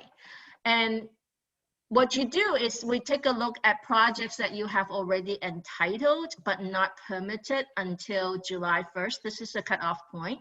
So we're looking at, okay, these are the projects that you have already approved or entitled, and they can count towards your RHNA. So you subtract it from what you need to plan for. So you either meet the RHNA with actual production, or you meet it with planning capacity, or a combination of that. Okay, that's very different than what you said originally, because I wrote it down. No, but it's not an obligation, but you have already approved it, so you want to take credit for it. Some of the future sites that you mentioned, I haven't seen them yet. I mean, maybe I've only been on council for a year, coming up March 3rd, but and I've seen everything that's come before March 3rd. But some of those other projects I haven't seen. And Amanda said, well, we have some folks have expressed interest in these areas, and we've looked at these areas, which would say to me that it's you're hoping, or maybe it's just something in the future that's coming up. So I'm just trying to be clear on you know, Well, we're heading with this. Either it is an obligation, either a housing element is like a general, like a plan or zoning plan, or it's going to contain these specific things. That I just want to be clear on it. That's all. Well, we also mentioned that the sites have to have potential and feasibility. So one of the ways that the state identify as being a feasible site is expressed interest of property owners. It doesn't necessarily mean that the project will come through or that the project will be approved. And I don't know when that's going to happen. But that's not the point. The point is that the property is feasible because there is an expressed interest. It's still we're still offering the capacity. You're not approving the project. You're not. But you do understand that by identifying an interest, because of the arena, we can't deny it. You do understand that's what that means, right? No, I mean, we can't, you know, that we don't have any grounds for any basis for denying a project, pretty much because we have to meet these numbers. So and I think that's part of the pushback, because, and then I'm just going to be honest with you. I don't know how else to be, but when you said, well, what happens if you don't comply? You know, I'm feeling like, are they threatening me? What? You're saying, well, if you don't comply, then, you know, here we come with the bullet pulpit. We're going to hit you over the head with a stick. We're going to sue you and all these things. So what can a city do to protect themselves? You're saying that we have no protection. We have no safeguards. There's nothing we can do except sit back and let it roll. Is that true? I mean, I don't see anything, any way we protect ourselves, or we can safeguard our city, you know, from looking like some of the other places. If you drive around, as I drive through other locations, I see like tons, all kinds of development, like 150 units right next door over in LA on Crenshaw. You know, you look at some of the things, even Marina Del Rey, Santa Monica is still kind of calm, but as you drive around. So what you're suggesting to me is that because of these arena requirements, we have no protection, we have no safeguards. Is that true? And because we don't comply, you know, we're going to get sued, or, you know, the state's going to come in and just do it for us.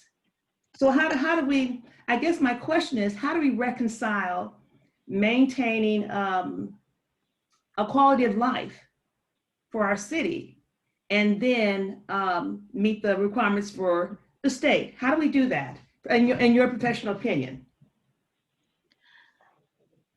I mean, because where do you live? I live in Arcadia. Arcadia. So if this is your city, Arcadia, and I'm assuming Arcadia is under the same requirements. How do you? Every single jurisdiction. Yeah, every single jurisdiction. So how do we I think this, you know, I don't think I'm being unreasonable here. How do we, because you're the expert, how do we reconcile, maintain a quality of life, and still meet these unreasonable arena numbers? How do we do that? And it's got to be somewhere in here, because I don't think the state wants us to look like I don't know what.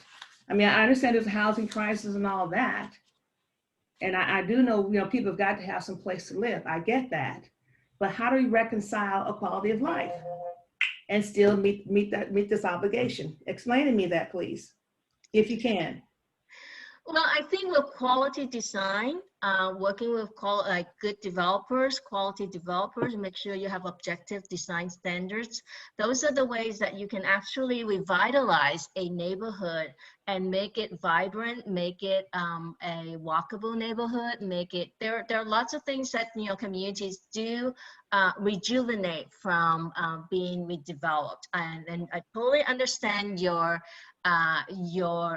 concern. I personally moved into an area expecting it to turn into a high density area and wanted it to be a mixed use area. Unfortunately, the city of Arcadia took many years before they're getting to do that. And I think, you know, there are certain types of neighborhoods that are more attractive to our younger populations. I'm not in that population anymore, but definitely there are certain type of environment and housing that you can offer, and it's more attractive to the younger folks and families with smaller kids, smaller families with kids.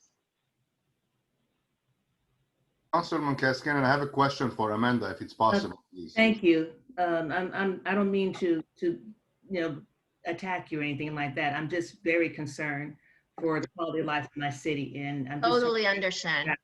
Thank you. Appreciate you. Yes, Councilmember Kaskinen, you had a question for me? Yes, please. If you can go to those slides that you put the numbers of units possible projected to be up there. The question is, currently these properties over here, I'm assuming there is a buildings on it, or you can go to the maps, please. If there is properties, buildings, or whatever, people lives in it, how are we assuming that, how are we projecting that we're going to get those properties and or it's going to sold? I know a couple of the properties you mentioned on Normandy, I know it's up for sale for about $14 million. So, I mean, how are we, estimating that, we're going to fit all these units over there, these occupied properties? Mm-hmm. Amanda, I can answer that. Again, Councilmember Kaskinen, we're not saying that those properties will get developed. We're just putting zoning into place that would allow it to happen. That's what the state is looking for. Did you put the zoning in place, and is it reasonable to assume those properties are being redeveloped? When we embarked on identifying the properties, Amanda and I took a driving tour of the city, and I know she and Brian Ramirez, our planning intern, have dealt a lot deeper into what are the older properties, what are the properties that the buildings are so old that if you could lose them, people wouldn't lose money if they were to be redeveloped. You wouldn't knock down a building that was built in the past 10 years to put housing in all likelihood. It would be too expensive. So that's one of the things the state is going to be looking for is how did you identify these properties? So it was the condition of the properties, it was can it take a higher density on those properties? And again, all we have to do is put the zoning in place with development standards that would allow it to actually occur. That's what HCD is looking for. Okay, perfect. That's not that. Now I get it more. Now I understood more. Perfect. And one last question: do we have a deadline to meet with these numbers? We have to adopt our housing element by October 15th of this year. There's a slight grace period, but there are penalties that can come into play if you don't meet it. The goal of the city, we have all been gearing for with Veronica and our environmental consultants, is to have the housing element adopted by the City Council by October 15th, 2021, in accordance with the deadline.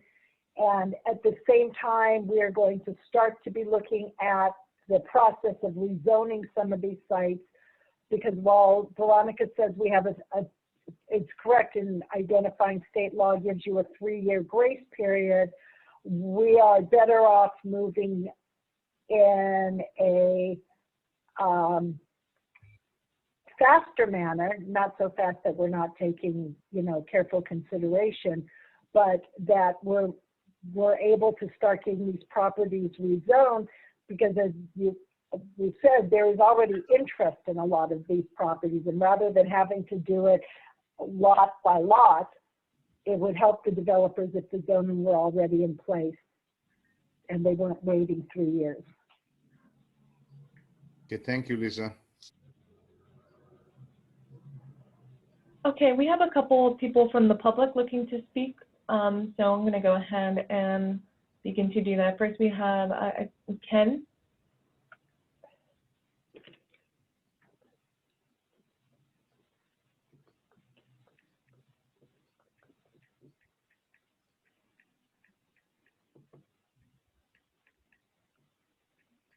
Okay, so we're going to go ahead and move on. Well, I think Ken might have walked away. We're going to go ahead and move on to Graham next.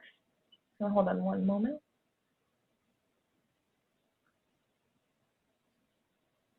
Sure, thank you. Yeah, again, really appreciate this.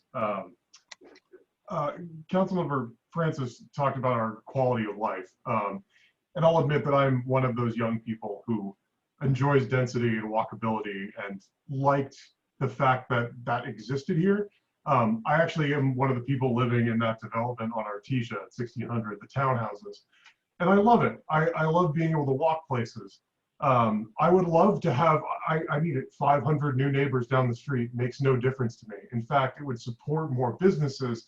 It would support a wider sidewalk and maybe some bike lanes. It would really like transform quality of life for the better. I mean, I think aside from the moral obligation that people need a place to live, and this is a good place to live, there's a lot to be said for putting it in these places and like reusing our land to the best value. I think the density on arterials is perfect. I think that again would justify things like more frequent bus service or even light rail, things like that. I do have one question, which is, you talked a lot about the planning, sorry, Mr. Berrigan, spoke about upzoning R3 to R4 and some similar changes like that. Has there been any consideration given to upzoning R1 or R2? So instead of detached homes, allowing townhouses, row houses on that kind of land? Because that seems like a pretty low stakes but easy win sort of way to at least double the number of units in the city. Thank you for that. To answer that question, no, we are not looking at the R1 zone. I think by default, the state has, the state's ADU law has kind of already put that into effect, but no, we are not looking at the R1 zone at this time. But thank you for your comments. Thanks. And to add to that, this is Amanda. We did take a look at some other, I guess, existing residential zoning districts, not the R1 for reasons that Raymond had explained, but potentially R2 and R3 lots for potential upzoning. That's another, idea that we do have in mind. But in that analysis, we do have to, make it in a capacity where, the amount of units that would be allowed on that property with the upzoning would be reasonable for redevelopment. So, if the property was able to be redeveloped with at least double or triple the amount of existing units on that property, then those sites, potentially we could look at for rezoning. So we're definitely taking a look at that in other residential zoning districts. Oh, I see. There's a minimum level of increase under which it doesn't make sense to rezone. Is that what you're saying? That's correct. Yes. Okay. Thanks.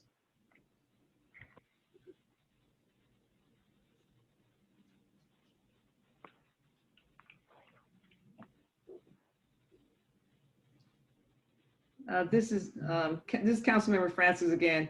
Just so you know, I'm not a young person, but I do enjoy walking, and I like being able to get to. When I first moved to this city, we had to drive every place to get there, all our goods and services.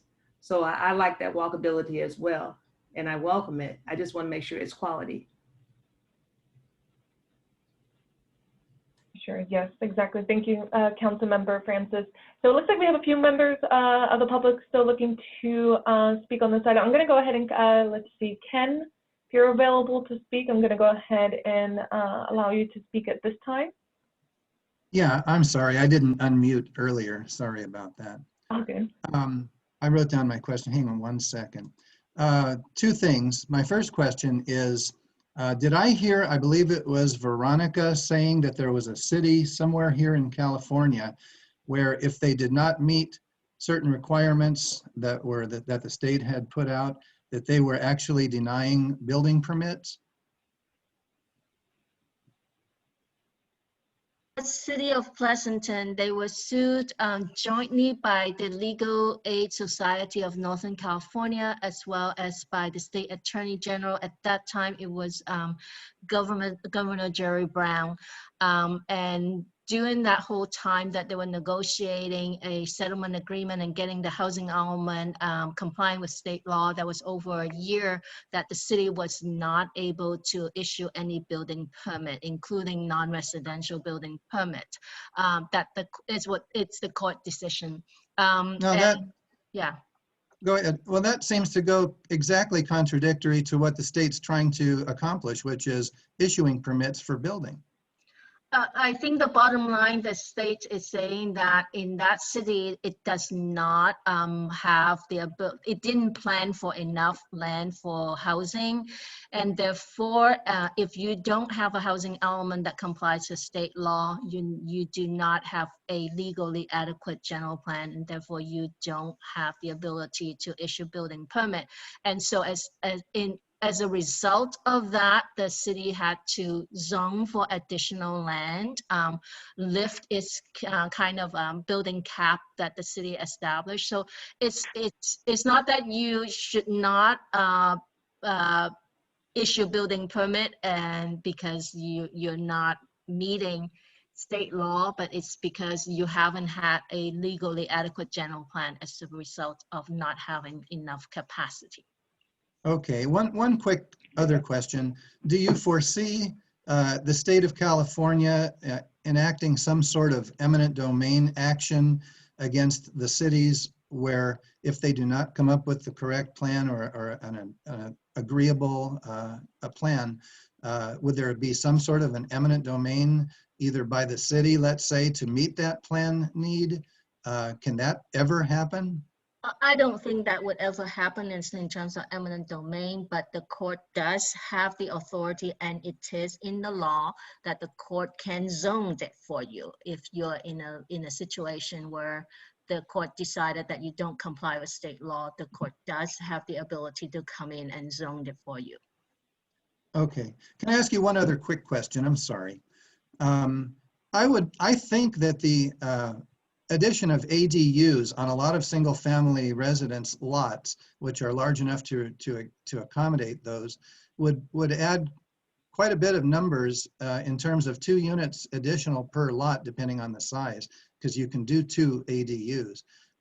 And if you multiply that out times the people in the, I guess they're in R1 zoning at the time, wouldn't that really put a good dent in the city's number that they have to meet?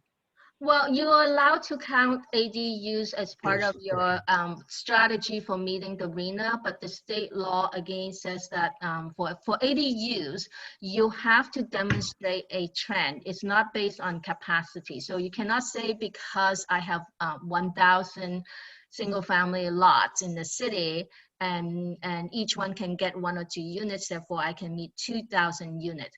If you have only been approving 3 ADUs in the last years or so, the state has come up with a methodology how you can estimate capacity and in ADUs. It's based on your average trend of building permits issued between 2018 and 2020, and then you project it into the future. If I'm averaging about 10 units a year, I'll get 80 over the 8-year planning period. Some communities have very active ADU activities, and they can probably meet hundreds of their RHNA with ADUs. So it just depends on where it lands with the city of Gardena, what your trend are, and to what extent that you view that is an important component of your strategy, and therefore the housing element is required to have a program to facilitate ADU development. So how far you want to take it. Some communities, I can give you an example for the city of Pasadena. is subsidizing building permit fees if you're willing to build ADUs and deed restrict it as a low-income housing unit. You're not required to, but if you want to reduce your fees, you could do it. Some communities are having pre-approved plans for ADUs, so if you pick one of the pre-approved site plans and design, then it's pre-approved too, so you don't have to hire somebody to do the design for you. So there are many different ways that you can facilitate that, and so if you depending on how far you want to take it, you may be able to get an increased trend that's acceptable to the state. So even though we've only been doing 10 a year, but because we're doing all these things in the future, we probably can do 20 or 30 a year, and therefore 200 and something over 8 years. So it's based on trend, but you can also argue for a higher trend if you're willing to facilitate and encourage that. I like that. I like that. I thought you said they were only looking at trends from 2018 to 2020, which is now too late. But I'm glad you added that component, that they're now looking at future trends. Right.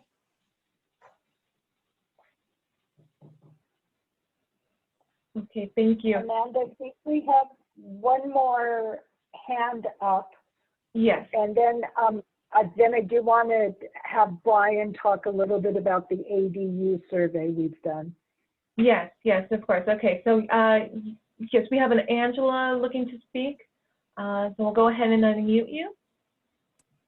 Hi, just two things real quick. Just out of curiosity, and you may have covered it already, how does the state come up with the numbers?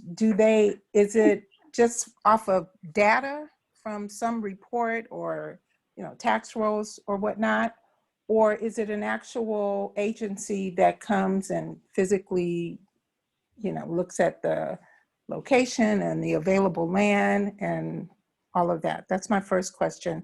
And my second question is, if a property owner wants to just show some interest to see if their property qualifies for, say, so many units to be built on the lot, do they have to go through the whole process of getting plans and getting the plans approved, or can you just go down to building and safety and say, this is my lot, what's the maximum type of units I can build on the lot?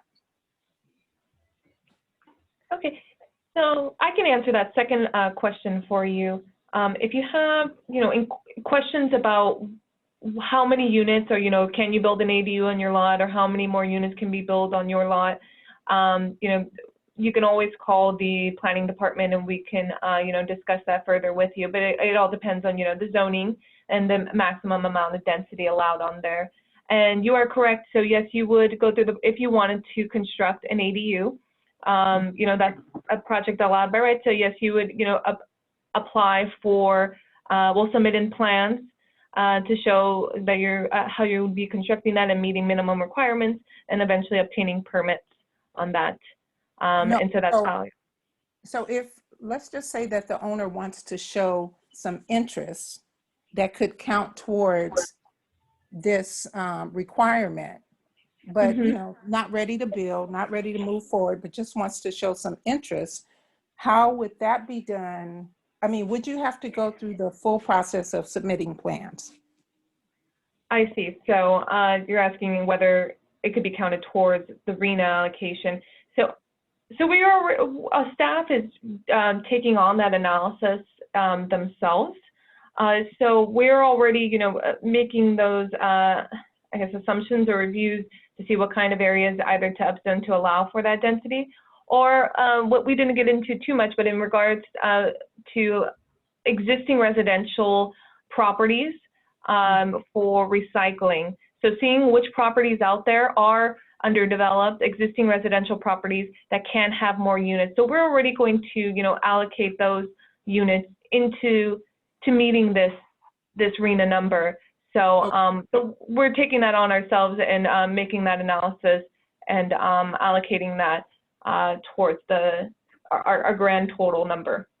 Okay, and have those numbers, has that been done already, or is that included in the numbers that you've presented? Yes, we've included that in our numbers. I'm trying to move back to it here in regards to some recycled housing, but I mean, it's still preliminary. We're running those numbers to see again which areas in those existing zoning districts that can allow for more units. So if people, you know, like yourself or anybody else in those zoning districts would like to develop those units, you know, that they're counted for in this allocation. Okay. All right, thank you. That was my second question. Maybe Veronica can answer the first question of how the numbers go through it briefly. Sure, one more time. It is conducted by a state agency. The State Department of Housing and Community Development, HCD, is responsible for generating the growth projection for the entire state based on a number of factors, including demographic, like cohort survival, you know, and that type of analysis, and household formation. How do populations break into households? Like, do we have an increasing household size, decreasing household size? What's the age bearing, like childbearing age population, all of these demographic analysis. Then they also looked at the job employment growth. And California is one of this, well, it's one of the 6th or 7th largest economy in the world. We do generate a lot of jobs. So with jobs, you need housing. We also look at migration patterns, either from within the country, from other states, or from other country. We, you know, a lot of these factors come into play, and they generate the number of housing units needed in the state. And then it is divided into regions, like how do they allocate the growth into the region based on regional transportation plan, based on growth patterns, based on a number of factors. So each region gets a number, and that number is unfortunately a very large number for our region. Okay, I understand. I got it. Okay, thank you. Okay, and then with that, we're going to go ahead and just move on to the last part of our presentation here, where I'll have you know, a lot of talk today from the public as well. Have some questions about how accessory dwelling units can be counted towards our allocation. And so staff has created you know, a survey asking some questions so we could properly you know, account for the number of accessory dwelling units in the city. And then I'll go ahead and have Brian talk a little bit more about that.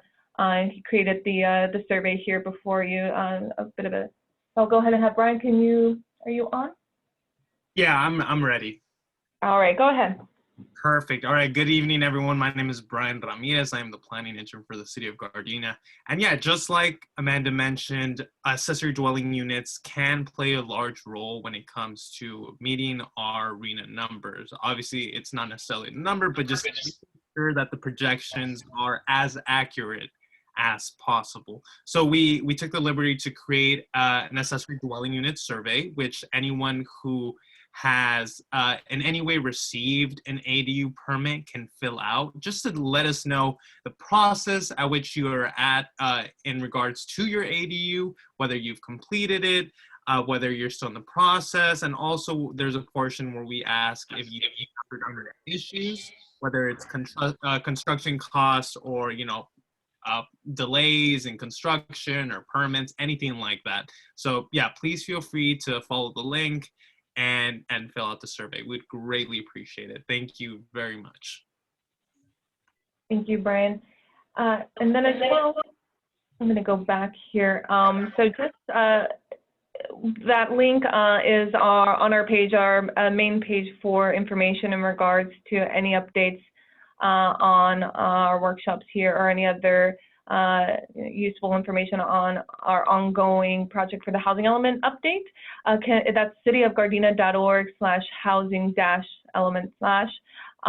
Again, as well, if anybody would like to you know, provide any comments or would like to be notified of any future meetings, you can contact the planning staff or myself with my direct email there, as well as the number listed, the main planning line, if you have any questions or would like to add any further comments.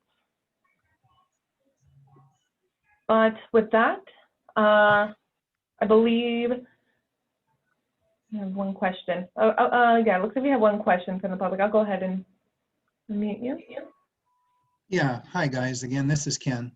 I'm sorry to, this last note that you put up there about the survey, I definitely plan on putting in my 2 cents with the survey, but I really think the building and planning department needs to revamp a little bit, at least to accommodate people who want to do these things to help the city get to their number.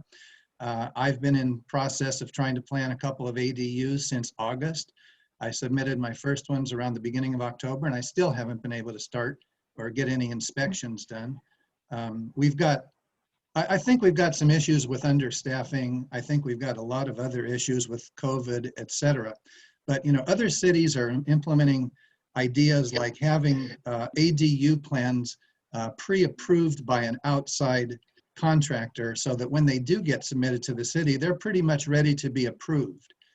Those are some of the outside ideas that I would like the city to consider, so that if we are going to count ADUs towards the number, that we really get those, you know, permits, at least the inquiries into the city. I really think ADUs can provide a huge number for you when you look at the lot sizes and the property owners who have a lot of equity in their properties. Now they can actually afford to build a couple of ADUs on their property.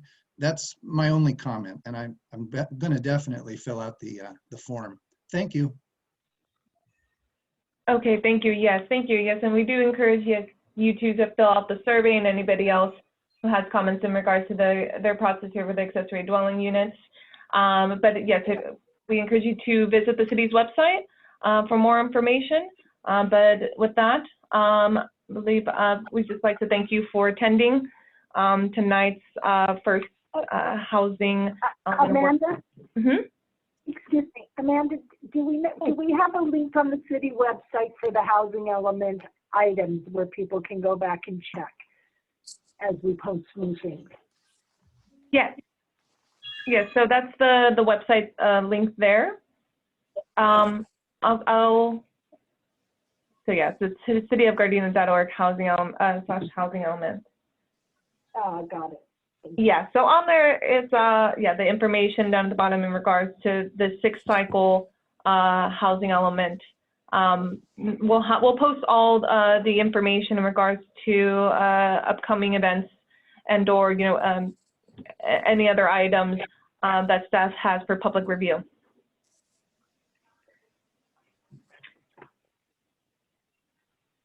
And then, is there anything else that I'm missing before we want to, I guess, adjourn? Just one more thing. Yeah. This is Councilmember Francis. Thank you for your presentation. I do appreciate it. Thank you. It was very good. I've learned a lot. Thank you. Thank you, Councilmember Francis. Yes, and thank you everybody for attending, especially those on staff here and our consultants. We appreciate you taking the time tonight, and all you council members and commissioners as well for taking the time tonight to provide your input on our ongoing work with our upcoming housing element. Okay. This is Councilman Cascanian. Oh, go ahead, Mayor. No, go ahead, because I have to make the final adjournment. Go ahead. Okay. Well, I just want to say thank you to the staff and everybody that participated in this. And I just want to have a request maybe from Lisa or Amanda. I would like to set up a time and I would like to discuss this a little further because I have more questions regarding this. So just for me to kind of educate myself regarding this, because I would like to talk to, our local legislators, assembly members or senators. So maybe I can, I don't know, we can discuss this a little further and see if there is anything can be done regarding this one. So that's about it, Madam Mayor. Okay. Okay, Amanda, was there anything else or? I believe that's it. Okay. Well, with that being said, as we're about to adjourn, I too would like to just thank everybody who took part in today's housing element workshop meeting. I think it's been some great questions asked, some great dialogue. And, you know, again, I really appreciate all the information that our consultant gave us, those from community development, our attorneys as well. And Madam City Clerk, before I forget also, I know in the beginning when we took roll, I don't think at the time we got Councilwoman Francis that she was in attendance. If you can please just add her to the roll that she's in attendance to the meeting. And also, I just want to note too that our city manager, Clint Osorio, was also present for the meeting as well too. Madam City Clerk or Deputy Clerk, if either one of you guys can add that. Here. I was on mute and didn't realize it. I apologize. Yes, she has been added to the roll.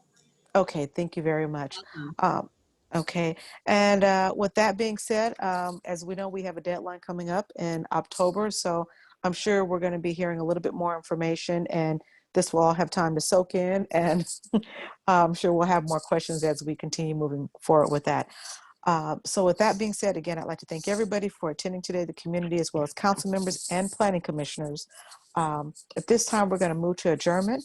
So the Gardena City Council and Planning Environmental Quality Commission will adjourn to our closed session portion of our city council meeting at 7 p.m., followed by our regular city council meeting at 7:30 on Tuesday, February 9th, 2021. So we are adjourned at this time. Thank you. Thank you. Goodbye. Bye.